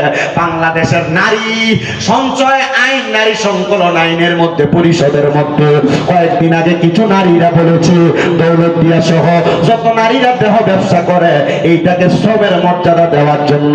আরে বাংলাদেশে যদি দেহ ব্যবসাকে শ্রমের মর্যাদা দেয় কোন সরকার, বাংলাদেশে যদি কোন নারীদের দেহ ব্যবসাকে শ্রমের মর্যাদা দেয়, ওই সরকারও বেশি দিন থাকতে পারবে না। এই জন্য আমরা কোরআন সুন্নাহ মোতাবেক যে আইন বাস্তবায়ন করলে নারীরা সম্মান পায়, আমরা সেই আইনের পক্ষে কথা বলি। নারী বিষয়ক আইন সঞ্চয়নের যে বিষয়গুলো নারীরা বাস্তবায়ন করার কথা বলেছে, আমরা এটার পক্ষে না। কারণ আমরা ইসলামকে মানি। ইসলাম বলে মহিলারা ঘরে থাকবে, মহিলারা দেহ ব্যবসা করবে না, নিজের দেহ অন্য পুরুষের মাঝে ফুটিয়ে তুলবে না। এবার আপনারা বলেন নারীরা দেহ ব্যবসা করুক, এটাকে আপনারা চান নাকি? এই কথা বলেন, চান নাকি? 10টা আইন তারা প্রকাশ করেছে। এর মধ্যে একটা আইন হইল কোন পুরুষ তার স্ত্রীকে বিবাহ করার পর তার স্ত্রীকে সে মন চাইলেই তার সাথে মেলামেশা করতে পারবে না, স্ত্রীর মন চাইলে মেলামেশা করবে, এটা কোন আইন হইতে পারে না। কোরআন সুন্নাহর আইনের বিরোধী এটা। কোন নারী দুনিয়া জমিনের মধ্যে তার পুরুষের কথা মানে তার স্বামীর কথা মাইনা চলবে না, তার নিজের ইচ্ছা মোতাবেক চলাফেরা করবে, এটা হইতে পারে না। মানে তারা নারী পুরুষ সমান অধিকার চাইতে, নারী পুরুষ সমান অধিকার। তো তার কাছে আমার একটা আবদার হইল, বেটা মানুষ রাস্তার পাশে দাঁড়ায় দাঁড়ায় প্রস্রাব করতে পারে, বেটি মানুষ তো রাস্তার পাশে দাঁড়ায় দাঁড়ায় প্রস্রাব করতে পারে না। তো পারলে যদি সমান অধিকার চাও, সমান অধিকারের আগে রাস্তার পাশে দাঁড়ায় দাঁড়ায় প্রস্রাব করে দেখাইতে হবে। কথা বল না কেন? এগুলা মহিলা হইতে পারে না, হিজড়া টাইপের মহিলা। কথা না, ঠিক কিনা? যদি কোন মুসলমান দাবি করে কেউ এই আইন বাস্তবায়ন করবে না। কথা বল না, ঠিক কিনা? ও বাবা, নারীদেরকে এমন ভাবে চলতে হবে তাদের স্বামীর কথা মাইনা, স্বামীর আদেশ মাইনা, স্বামীর কথার উপর কথা না বইলা, স্বামীর কথা অমান্য না কইরা। কিন্তু বহু পুরুষ মানুষ তার স্ত্রীর অত্যাচার কথার মুখে ফেলায়, এই পুরুষ পরিবারের সাথে সুন্দর করে সময় কাটাইতে পারে না। এমন অনেক মহিলা আছে স্বামী হাজার কষ্ট করে সকাল থেকে সন্ধ্যা পর্যন্ত কষ্ট করে বাড়িতে আসে, কিন্তু স্বামীর কানের কাছে ঘ্যান ঘ্যান ঘ্যান ঘ্যান করে। আপনারা বলেন এই জাতের মহিলা সোনার বাংলাদেশে আছে না? না। মহিলা স্বামীর ইনকাম মাসে মাত্র 10-12 হাজার টাকা, কিন্তু মাসে মাসেই বেডির একটা থ্রি-পিস, একটা নতুন কাপড় কিনা না দিলে বেডির ভালো লাগে না। এই জাতের মহিলা সোনার বাংলাদেশে আছে না? না। এমন অনেক মহিলা আছে স্বামী বলে ঘরের বাহিরে যায়ও না, এই মহিলা প্রতি সপ্তাহ ওয়াই ব্রিজে না গেলে বেডির ভালোই লাগে না, খাইতে না গেলে ভালোই লাগে না, নতুন পুরে ঘরে না গেলে বেডির ভালোই লাগে না। আপনারা কন্যাগিরি জাতের বিডিআই বাংলাদেশে আছে না? না। ও আমার কর্তার অন্তরালের মা, আপনাদের কাছে বলবো গো মা, আপনাদেরকে কোরআন সম্মান দিতে, ইজ্জত দিতে, নবী সম্মান দিতে, ইজ্জত দিতে, হাদিস সম্মান দিতে, ইসলাম সম্মান দিতে। তোমরা পর্দা ছেড়ে দাও না, স্বামীর আদেশ অমান্য করো না, স্বামীর দমক দিও না, শ্বশুর শাশুড়ির দমক দিও না। এবার আপনারা বলেন নারীরা জান্নাতে যাওয়ার জন্য এই ভালো ভালো কাজগুলা করার দরকার আছে না? না। আমার মুসলমান ইমানদারেরা মনোযোগ দেন। ওই লোকটা ডাক দিয়ে কইল, চাচাতো বোন আমি তোমার টাকা দিতে পারি, তুমি আমার ফেরত দেওয়া লাগবে না। একটাই মাত্র কারণ, আমি এই টাকার বিনিময়ে তোমার দেহটা ভোগ করতে যাই। এবার ডাক দিয়ে কয় দেহ ভোগ করবেন ভালো কথা, দেহ ভোগ করবেন ভালো কথা, তাইলে আপনি আগে টাকা দেন, আমি আগামীকালকে আপনার কাছে আসবো দেহ দেওয়ার জন্য। মেয়েটা টাকা নিয়ে চলে গেছে। পরের একদিন রাত্রবেলা তার চাচাতো ভাইয়ের কাছে আসছে, সে বলে আমি আমার চাচাতো বোনের মুখের মধ্যে ধরে ধাক্কা দিয়ে আমার থাকার খাটের মধ্যে ফেলে দিছি, আমি তার সঙ্গে মেলামেশা করব। এমন টাইমে আমার চাচাতো বোন আমার বুকের মধ্যে হাতটা দিয়া বলতে, এ ভাই আপনি একটু আল্লাহকে ভয় করেন। আমি আমার আল্লাহরে ভয় কইরা তার সঙ্গে মেলামেশা করা বন্ধ রাখলাম। আমি যখন বন্ধ রাখলাম, সে কান্না করতে করতে আমার ঘর থেকে চইলা গেছি।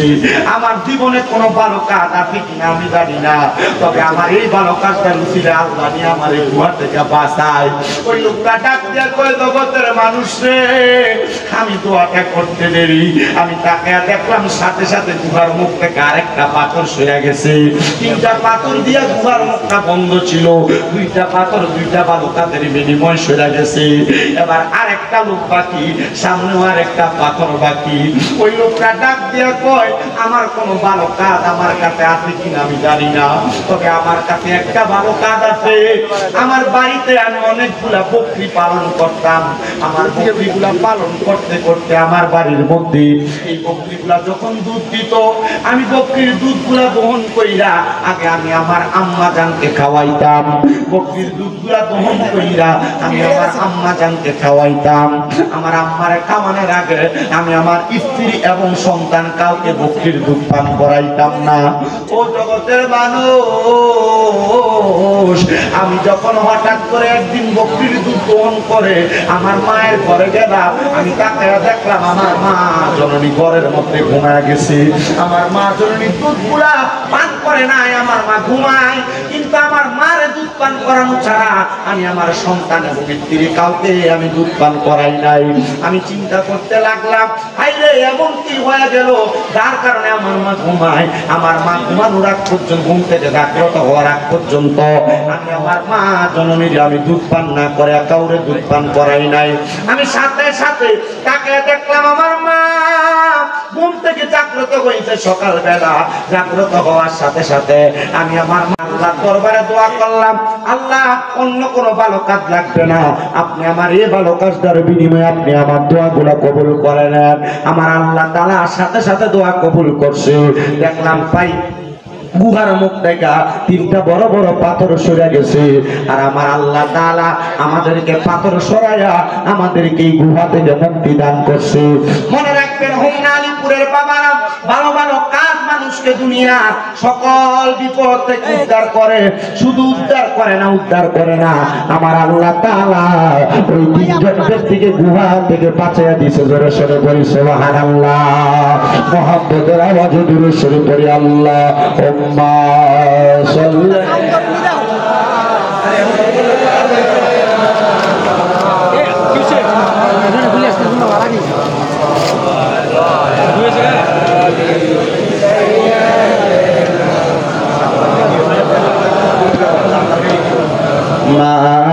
Allahumma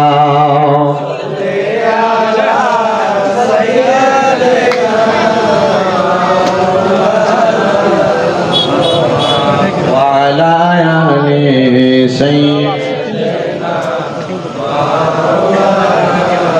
জগৎ পাগল কাবার জন্য, কাবা পাগল মাবুদের, মাবুদ পাগল দয়ার নবীজির, নবীজি পাগল উম্মতের। আল্লাহুম্মা সাল্লি আলা মাওলানা মুহাম্মদ ওয়া আলা আলিহি।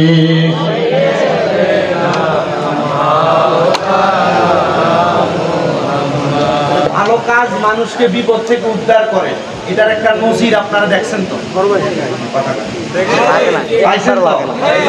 আমাদের দ্বারা কি ভালো কাজ হবে না? আমরা কলের পানি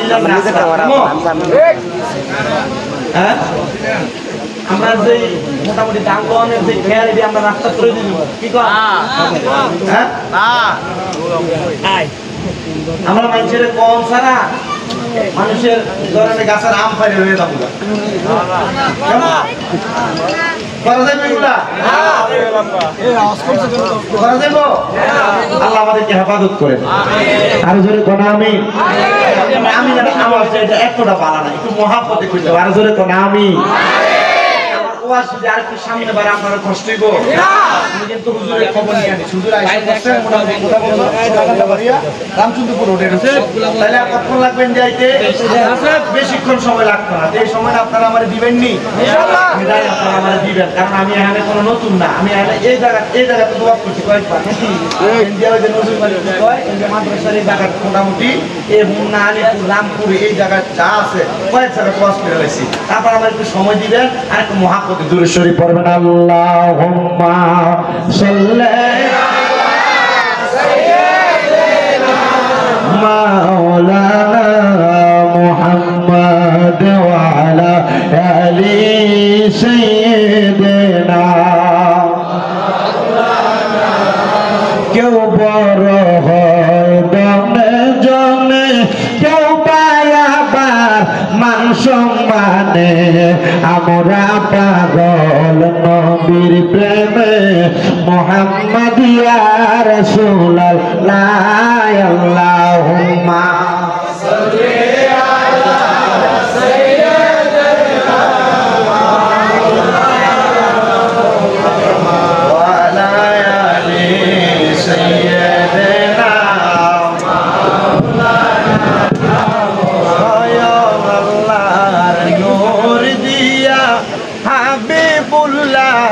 বানাইয়া নামের সাথে নাম মিশাইলে নাচে কালেমা দে আল্লাহুম্মা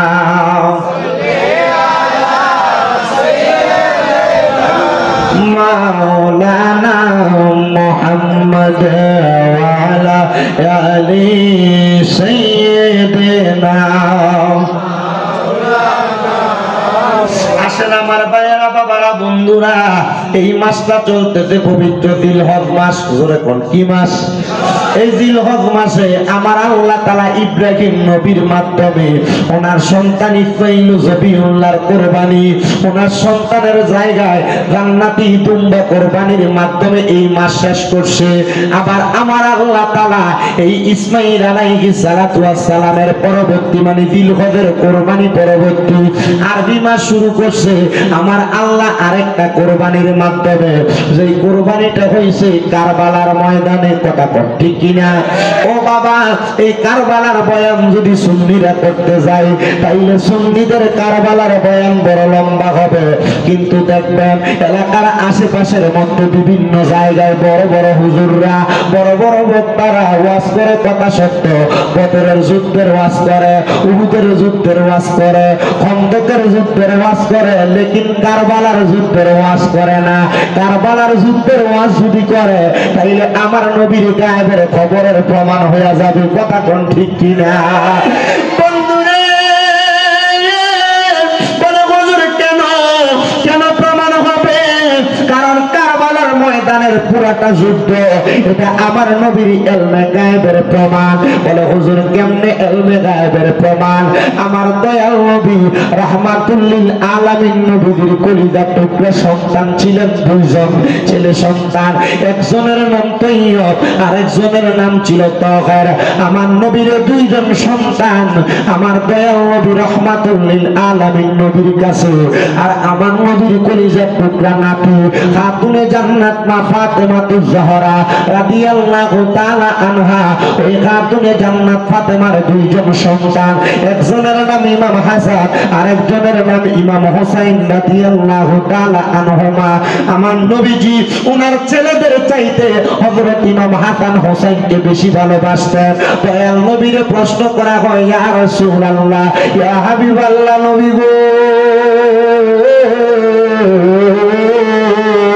ও দয়াল নবী রাহমাতাল লিল আলামিন নবীজি, আপনি আপনার ছেলে সন্তানদের চাইতে হাসান হোসেনকে কেন বেশি ভালোবাসতেন?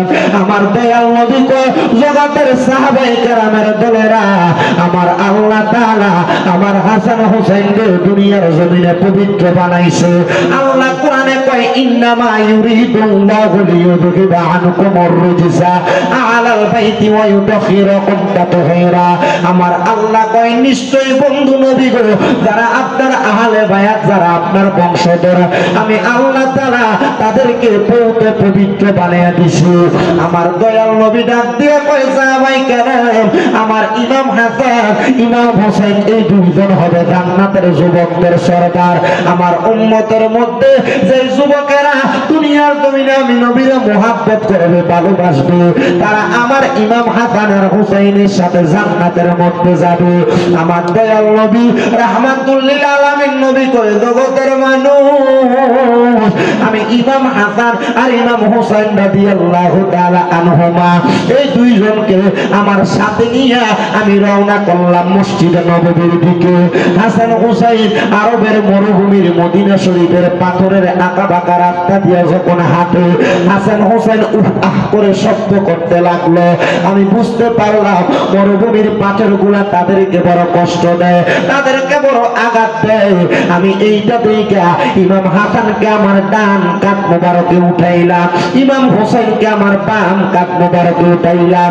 উঠাইয়া আমি দয়াল নবী আস্তে আস্তে করে মদিনার দিকে যাইতেছি। বন্ধুরে, আমার দয়াল নবী ডাক দিয়ে কয়, উম্মত, আমি যখন মদিনার দিকে যাই এমন টাইমে একজন সাহাবী ডাক দিয়ে কয়, হাসান হোসেনের কপাল কত ভালো, হাসান হোসেন বড় দামি একটা সাওয়ারের উপরে উঠছে। আমার নবীজি মাথা মুবারকটা ফিরাইয়া ডাক দিয়া কয়, সাহাবী, আমার কপাল হাসান হোসেনের কপাল শুধু ভালো না, হাসান হোসেন যে সাওয়ারের উপরে উঠছে এই সাওয়ার শুধু দামি না, সাওয়ারের উপরে যে দুইজন সাওয়ারি আছে হযরত ইমাম হাসান আর হোসেন, এই সাওয়ারের সাথে এই সাওয়ারি দুইজন আমার আল্লাহ তাআলার কাছে দামি। তোমরা তাদেরকে দামি মনে করো, তোমরা দামি মনে কইরা তাদেরকে সম্মান করো। জোরে জোরে বলেন সুবহানাল্লাহ। আমার দয়াল নবী এই কথাটা বইলা হযরত ইমাম হাসান হোসেন নিয়া আমার নবী মদিনা শরীফে প্রবেশ করছে। মদিনা শরীফে প্রবেশ কইরা আমার নবীজি ইমাম হাসান আর হোসেন রাদিয়াল্লাহু তাআলা আনহুরে নবীজির ডান মোবারক এবং বাম মোবারকের উপরে বসায়া আমার নবীজি ইমাম হাসান হোসেনকে আদর করতেছে। এমন টাইমে মুআল্লিমুল মালায়েকা হযরত জিবরাইল আলাইহিস সালাতু ওয়াস সালাম, সব জিবরাইলের উস্তাদ হযরত জিবরাইল আলাইহিস তার উস্তাদ হযরত জিবরাইল আলাইহিস সালাতু ওয়াস সালাম আয়েশা আমার নবীর কাছে ডাক দিয়া কয়, নবী গো, ইয়া রাসূলুল্লাহ, নবী গো, আমার আল্লাহ বলছে আপনার এই আদরের দুইজন নাতি তাইকা একজন নাতিরে আমার আল্লাহ তাআলার ওয়াস্তে আল্লাহ নিয়ে যাইব। আমার দয়াল নবী ডাক দিয়ে কয়, জিবরাইল, আমার আল্লাহরে জানায়া দাও আমি আমার এই দুইজন নাতির একজনকে দিতাম না। আমি নবীজির দুইজন সন্তান আছে রে, এই মধ্যে থেকে একটা সন্তান নিয়ে যাইতে বলো। আমার আল্লাহ তাআলা আমার নবীর ইচ্ছা তারে মানব জাতির কাছে ধর্ম বানায়া পাঠাইছে। নবী যা ইচ্ছা করত মানব জাতি সেই ইচ্ছার আমল করা লাগতো। এখনো পর্যন্ত করে, কিয়ামত পর্যন্ত করবে, করতে থাকা লাগবে। যদি করতে পারেন মুমিন, যদি না করতে পারেন বেঈমান হয়ে যাবেন। এবার জিবরাইল অল্প কিছুদিন পর আবার আমার নবীর কাছে আসতেন। আয়েশা ডাক দিয়ে কয়, ইয়া রাসূলুল্লাহ, ইয়া হাবিবাল্লাহ, নবী গো, আমার আল্লাহ বলতে এই দুইজন নাতি থেকে একজনকে আপনার দেওয়া লাগবে। নবী আমার ডাক দিয়ে কই, জিবরাইল, এর আগে একজন সন্তান নিয়ে গেছে, আমার আল্লাহকে বলো আমার দুইজন সন্তান তাই নাতি তাইকা এই দুইজনের কাউকে আমি দিতাম না। আমার আরেকটা বাকি সন্তান, ওই সন্তানকে দেন। আমার আল্লাহ তাআলা আল্লাহর কাছে নিয়ে যায়। আল্লাহ নবীদের দুইটা সন্তানকে নিয়ে গেছে। দ্বিতীয়বার জিবরাইল আবার আমার নবীর কাছে এসে ডাক দিছে, হাজির, ইয়া রাসূলুল্লাহ, আমার আল্লাহ বলছে এবারে দুইজন নাতি থেকে একজন নাতিরে বিদায় দেওয়া লাগবে। আমার নবী ডাক দিয়া কয়, জিবরাইল, এর আগে আমি আমার দুইজন সন্তানকে দিয়া দিছি, আমি আল্লাহর কাছে কিছু চাই না।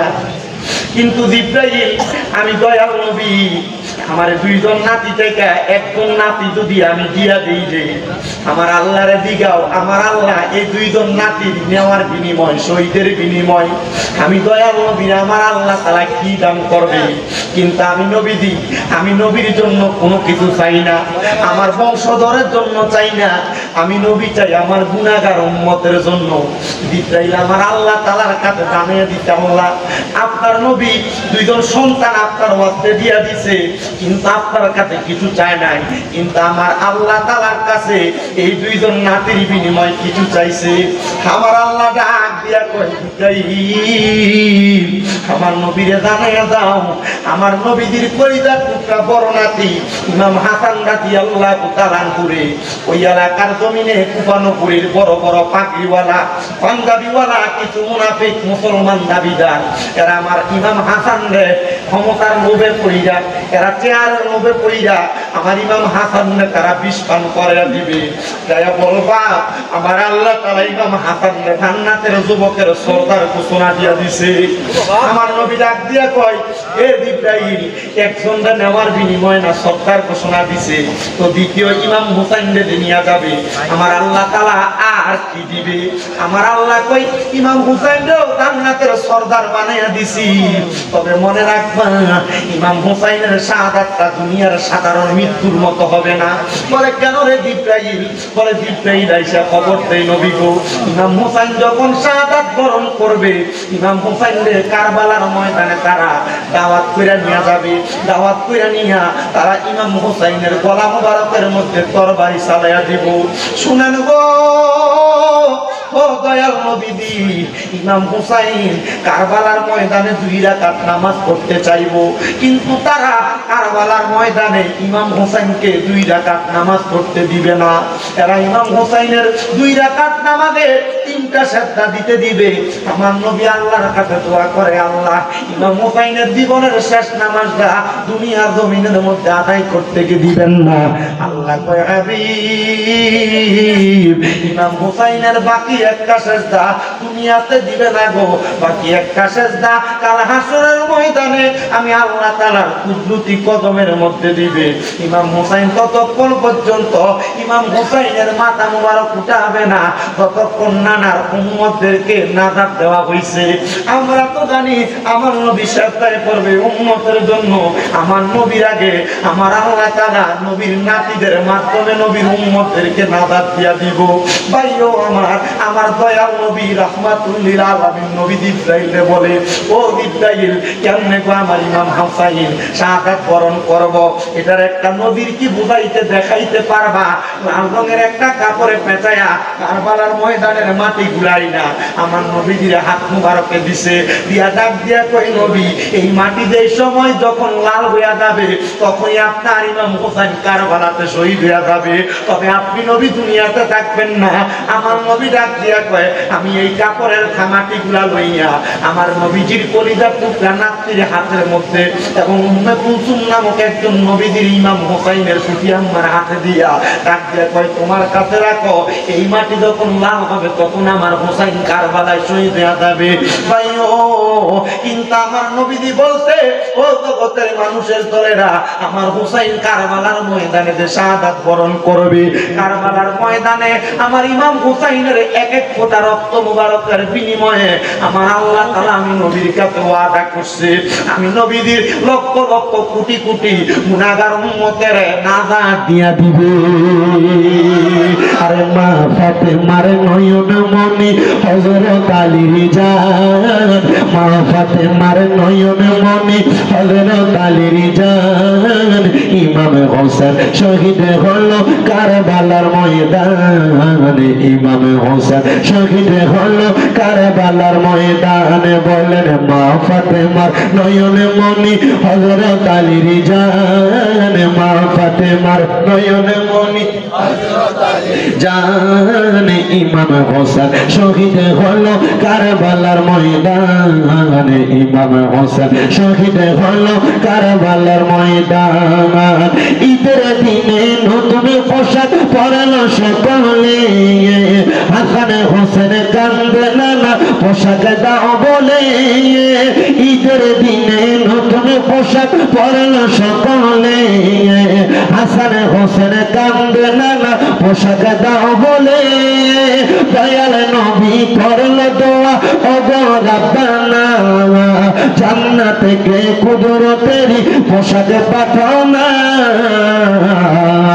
লাল সবুজের সেই পোশাকে কারবালার ঈশান, লাল সবুজের সেই পোশাকে কারবালার ঈশান, ইমাম হোসেন শহীদ হলো কারবালার ময়দানে, ইমাম হোসেন শহীদ হলো কারবালার ময়দানে। বলেন মা ফাতেমার নয়ন মনি হযরত আলীর জান, বলেন মা ফাতেমার হযরত আলীর জান, ইমাম হোসেন শহীদ হলো কারবালার ময়দানে, ইমাম হোসেন শহীদ হলো কারবালার ময়দান।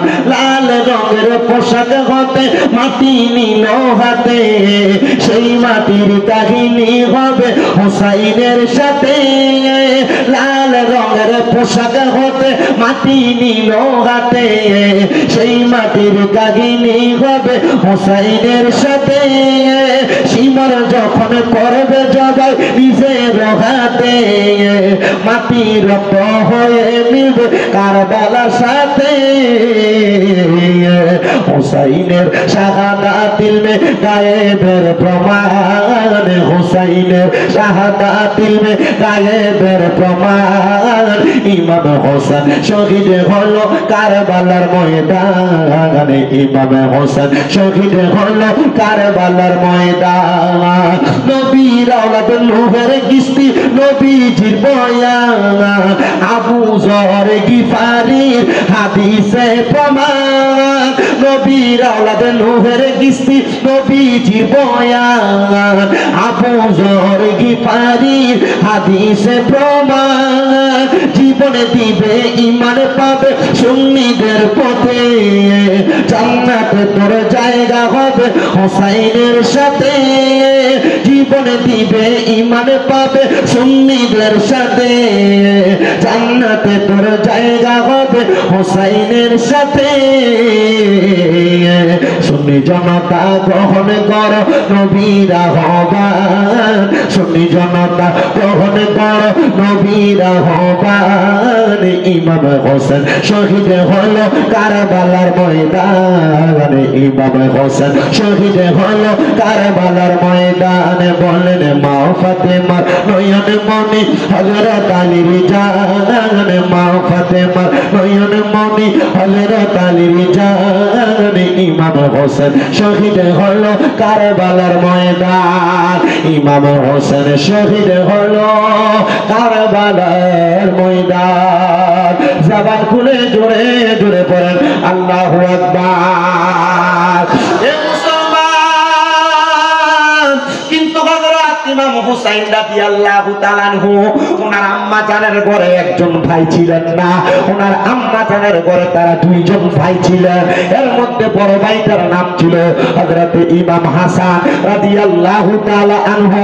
ইমাম হাসান রাদিয়াল্লাহু তাআলা আনহু দুষ্ট ইয়াজিদ বাবাতার বাহিনীরা একবার দুইবার না তিনবার চারবার পাঁচবার ছয়বার বিষ পান করাইছে। ইমাম হাসান বলে আমারে যখন তারা বিষ পান করায় কিন্তু এই বিষ দ্বারা আমার জীবন যায় না। কেন জানো? কারণ আমার নবী রাহমাতাল লিল আলামিন নবীজি দিনে রাইতে আমি ইমাম হাসানের ঠোঁট মোবারকের মধ্যে চুমা খাইছে।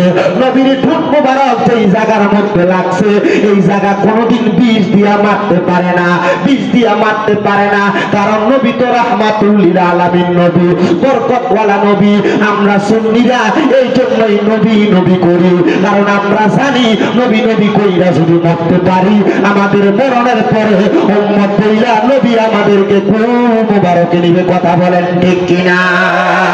ও বন্ধু, ইমাম হাসানকে যখন বিষ পান করায় ছয়বার বিষ পান করানোর পরে ইমাম হাসান রাদিয়াল্লাহু তাআলা আনহু একবার, দুইবার, তিনবার, চারবার, পাঁচবার, ছয়বার বিষক্রিয়ায় যখন ইন্তেকাল শাহাদাত বরণ করে না, ইমাম হাসানের বিষের সাথে মরুভূমির নুড়ি পাথরকে ওই দুষ্ট পাপাচাররা পাইটা ইমাম হাসানের বিষের মধ্যে তারা মিশিয়া দিছে। হায়রে ইমাম হাসান যখন ওই শরবতের পেয়ালা পান করেছে, ছোট ছোট পাথর গুলা ইমাম হাসানের পেটের মধ্যে যাইয়া নারী বুড়ি গুলা পর্যন্ত ছিটকা ফেলছে। আস-সাওয়ারিকুল মুহরিকার মধ্যে লিখতেছে ইমাম হাসান যখন ওই বিষক্রিয়ালয় পাথরের গুড়ার আঘাতে যখন মাটিতে চক্কর মেরে পড়ে যায়, ইমাম হাসান না না কইয়া একটা জোরে চিল্লানি মারছে। দুনিয়ার মানুষ, ও পর্দার অন্তরালের মা, ও হোমনালিপুরের বাবা, একটু ব্যথা পাইলে পায়ের মধ্যে উষ্টা খাইলে আল্লাহ গো মাগ গো আমরা চিল্লানি মারি। কেমন ভালো নানারে বাসতো, মুহাম্মদ রাসূলুল্লাহর তারা বাসতো, নানা গো কইয়া চিল্লানি মারছে। ইমাম হোসেন পাশের একটা জায়গায় থাকা অবস্থায় মালিক ইবনে মারওয়ান নামক একটা লোকরে ডাক দিয়া কয়, কোথায় জানি আমার কানের বড় ভাই ইমাম হাসান ব্যথা পাইয়া নানা গো কইয়া চিল্লানি মারছে। আরে না, তোমার ভাই না, অন্য কেউ চিল্লানি মারতে পারে। কয় না, দুনিয়ার জমিনের ভিতরে নানারে এর চাইতে বেশি আর কেউ ভালোবাসে না। আমার ভাই নানা বইলা চিৎকার করছে। ইমাম হুসাইন দৌড়ে মালিক ইবনে মারওয়ান রে লইয়া ইমাম হাসানের কাছে আইসা দেখতেছে ইমাম হাসান তরোয়াল ভর্তি খন্দর লইয়া মাটির মধ্যে মরুভূমিতে গড়াগড়ি খাইতেছে। ইমাম হুসাইন বারবার জিগায়, ও ভাই, কে আপনারে বিষ পান করাইছে, কে শাহাদাত করছে, একবার আমার নামটা বইলা দেন, আমি আমার তরবারি দিয়া তার কটকান আলাদা করে দিব। ইমাম হাসান বলেছে, ইন্নাল্লাহা মা'আস সাবিরিন, নিশ্চয় ধৈর্য ধারণকারীর সাথে আল্লাহ আছে। হায়রে ইমাম হাসান আপনার শহীদ করে দিল, তবু আপনি ধৈর্যের বাণী শোনান, কারণটা কি? বলে অন্য কোনো কারণ না, অন্য কোনো কারণ না, কারণ আমি জানি এইগুলা আমার এখন শাহাদাত করছে, আমার নানার উম্মতেরা দুনিয়াতে থাকবে, আমার নানার উম্মতের তারা আঘাত করবে, নানার উম্মত ইমানি পরীক্ষা দেওয়ার জন্য তারা যুগ যুগ করে বেঁচে থাকবে। একজন লেখক ইমাম হাসান আর হুসাইনের ওই সময়ের কথোপকথনটা সুরে সুরে লিখতেছে, আরে ও ভাই, কবে একেবার শুনি ওরে কে তোমারে খাওয়াইলো জহর, নবীজির পরানি রে, বাইরে আমার সোনার চন্দ্রমণি, আকাশ কান্দে বাতাস কান্দে, কান্দে দরিয়ার পানি, ওরে দুই পুত্র রাইয়া কান্দে, জান্নাতে ফাতেমা জননী রে, বাইরে আমার সোনার চন্দ্রমণি, ছোট ভাই কয় বড় ভাই রে, ও ভাই কেমনে যাও চলিয়া, আজকে থেকে গেলাম আমি বাইগারা হইয়া রে, বাইরে আমার সোনার চন্দ্রমণি। আল্লাহ বলে ও জিবরাইল, জিবরাইল যাও না রে চলিয়া, ওরে শত্রু রাজা ফেরেশতা আনো জানাজার লাগি ইয়ারি বাইরে আমার সোনার চন্দ্রমণি ও ভাই কবে একবার শুনি কে তোমারে খাওয়াইল জহর নবীজির পরানি রে বাইরে আমার সোনা চন্দ্রমণি এ আলিপুর কাদরিয়া মাদ্রাসা তিনখানার মাহফিলের বাবারা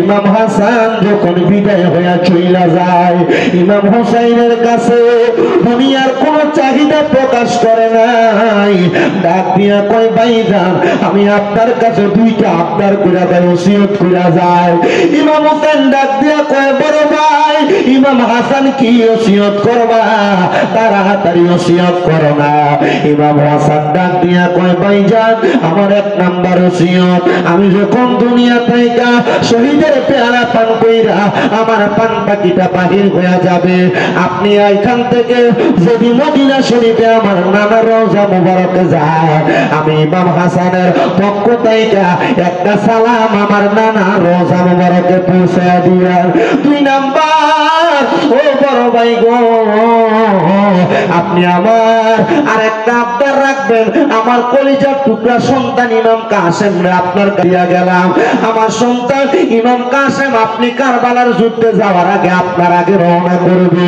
ইমাম কাসেমের কাছে এমন একটা পত্রনামা লিখে দিয়ে গেলাম এই পত্রনামাটা আপনি ইমাম কাসেমের কাছ থেকে যুদ্ধে রওনা দেওয়ার সময় আপনি লিপিবদ্ধ করে পইরা আমার ওসিয়তটা পালন করবেন এবার বুঝেন নবীর বংশধররা ওসিয়তের ব্যাপারে কত সুন্দর কথা বলে গেছে বলে আমরাও আমাদের বংশের মুরব্বীদের ওসিয়ত পালন করার দরকার আছে না নাই জবান খুলে জন্য একটা তাকবীর হবে নারায়ে তাকবীর আল্লাহু আকবার নারায়ে রিসালাত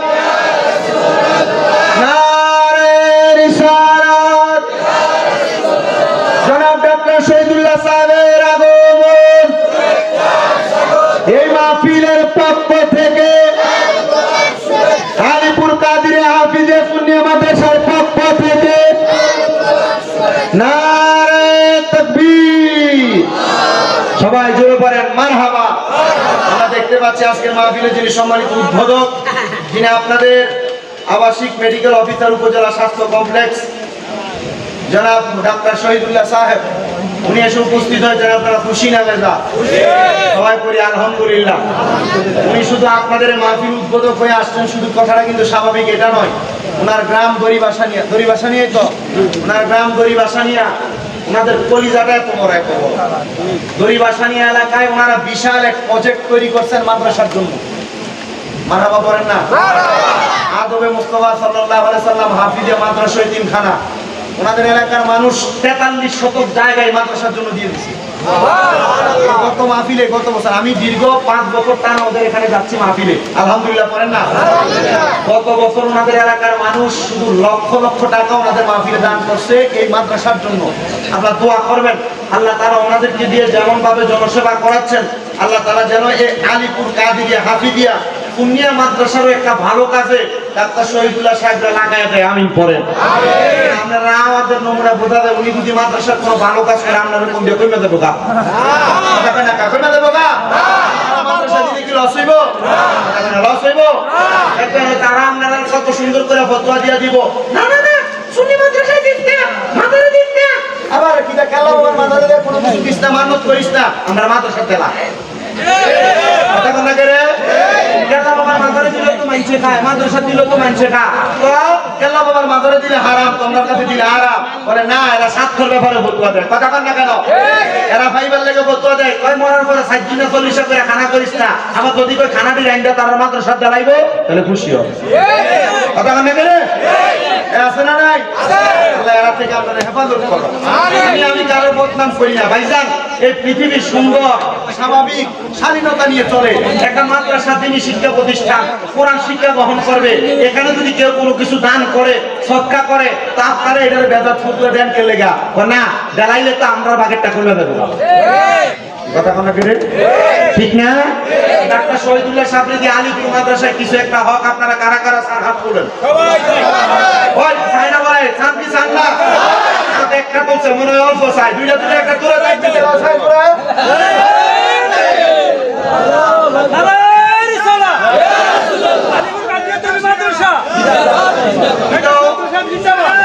আপনারা কি তাইর উপরে আপনারা ঘুমাই গেছেন গা? তকিরা করে তকিরা ফেরে নেয়।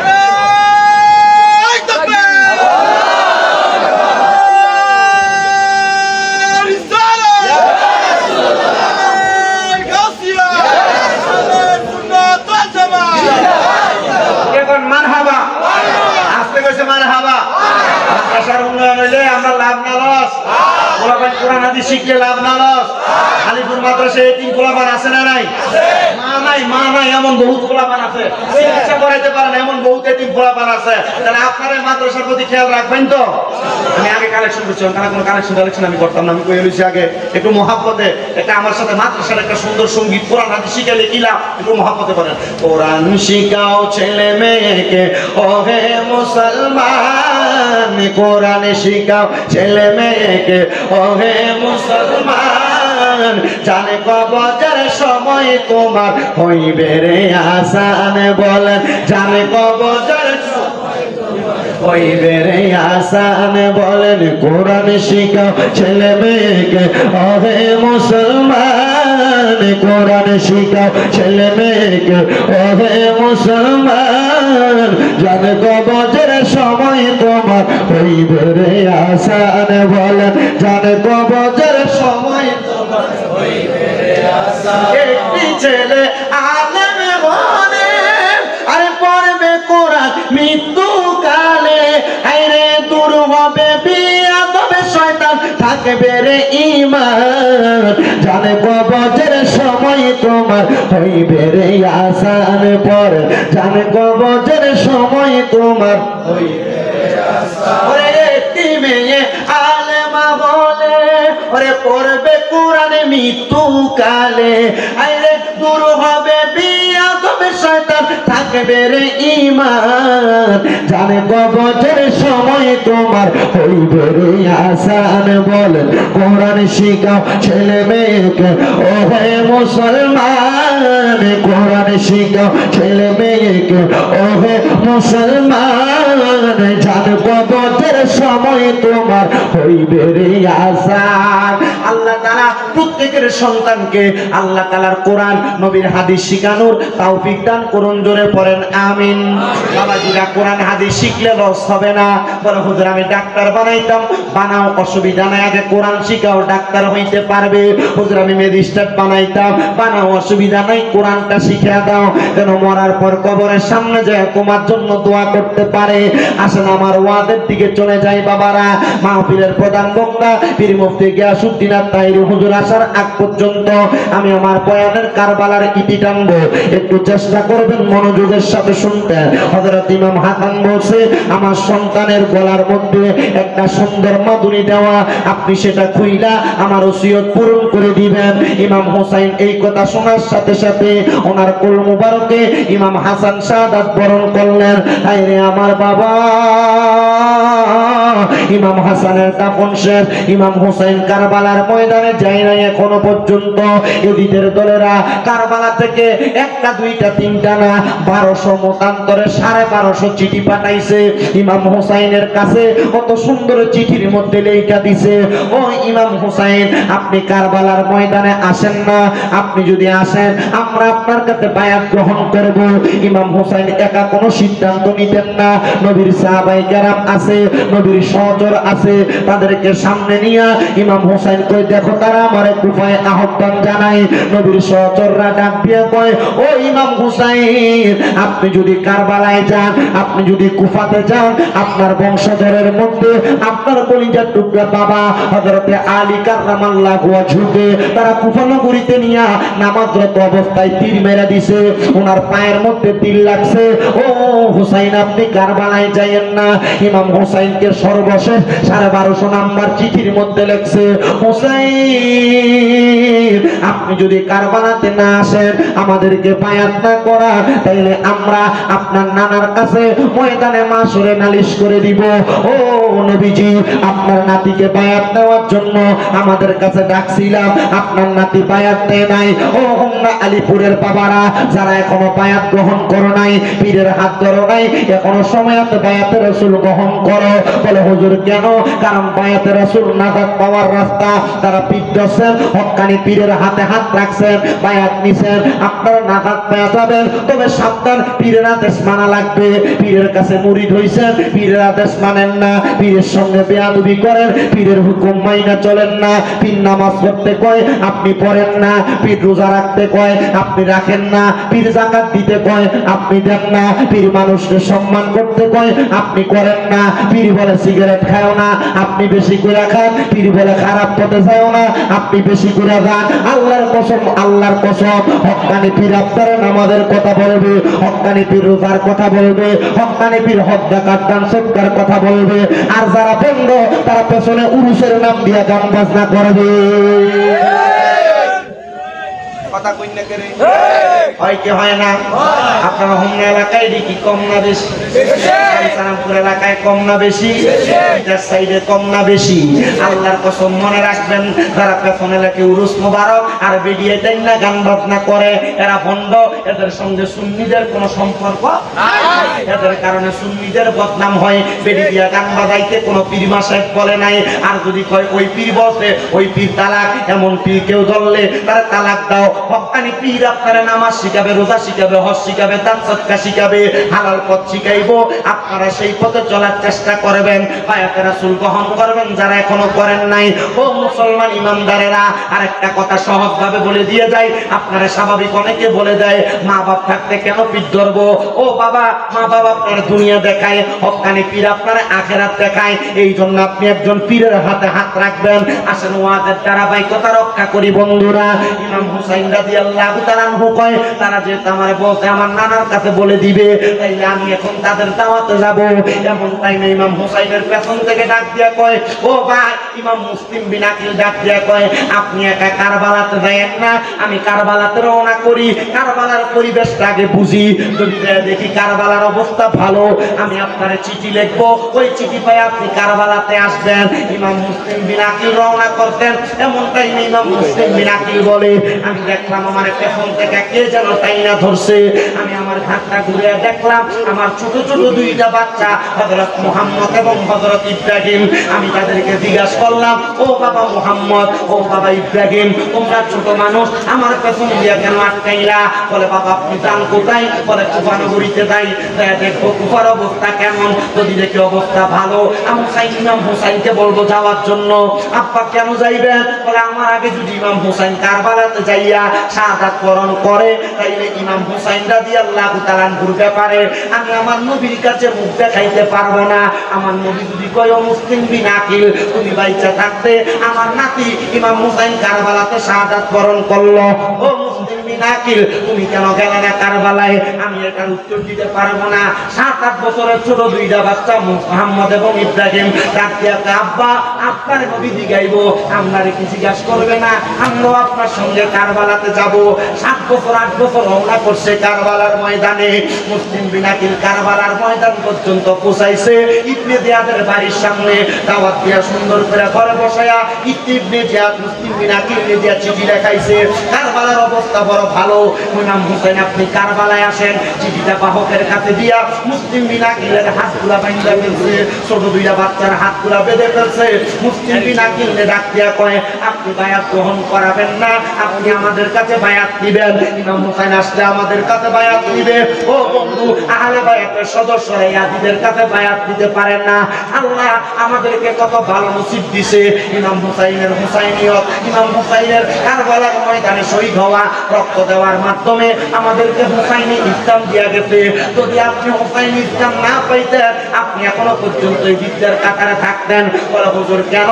কারণ এদিক কারবালার ময়দানে নামাজ পড়ছে, ইমাম হুসাইনের গলা মুবারকের মধ্যে ছুরি দেওয়ার আগে ইবনে জিয়াদ খবর দিয়া বলছিল তাড়াতাড়ি হুসাইনের গলায় ছুরি চালা, আসরের নামাজের সময় চলে যাইতেছে। আর যেই নাতির নানার কারণে নামাজ পাইলা, যেই নাতির নানার কারণে রোজা পাইলা, যেই নাতির নানার কারণে হজ যাকাত দান সদকা পাইলা, ওই নানার নাতির গলাতে ছুরি চালায় এখন নামাজ করবা। কারণ ওই নানার নাতির কষ্ট দিয়া নামাজ পড়লে জান্নাত পাইবা না। কারণ ওই জান্নাতের যুবকদের সরদারি হবে ইমাম হুসাইন। সুবহানাল্লাহ, মুহাম্মদের আওয়াজে কন্যা সুবহানাল্লাহ। ও নবীর উম্মতের দলেরা, আরেকটু মনোযোগ দিয়ে আলোচনাটার ভিতরের দিকে প্রবেশ করি। ইমাম হুসাইন রাদিয়াল্লাহু তাআলা ওই ভাইজান উনি যখন মুসলিম বিন আকিল ওই ইবনে জিয়াদের হাতে বন্দী, ওনার দুই সন্তান সহ কারাগারে প্রবেশ করাইলেন। মুসলিম বিন আকিল রাদিয়াল্লাহু তাআলা ওই কারাগারের দরজায় যিনি প্রহরী ছিল উনি ডাক দিয়া, আপনার চেহারা বড় সুন্দর, আপনার চেহারা বড় নুরানি, আপনার দেখতে বড় ভালো লাগে, আপনি কি আহলে বায়াতের এমন একজন নাকি? বলে হ্যাঁ। বলে আমার বড় শখ ছিল আহলে বায়াতের কাউরে যদি আমি পায়া যাই আমি তার হাতে হাত রাইখা বায়াত গ্রহণ করব। ও হুজুর আমি আপনাদেরকে বন্দী রাখতে পারবো না, আমি আপনার কাছে বায়াত নিলাম, আপনারা এখান থেকে ছেড়ে দিলাম।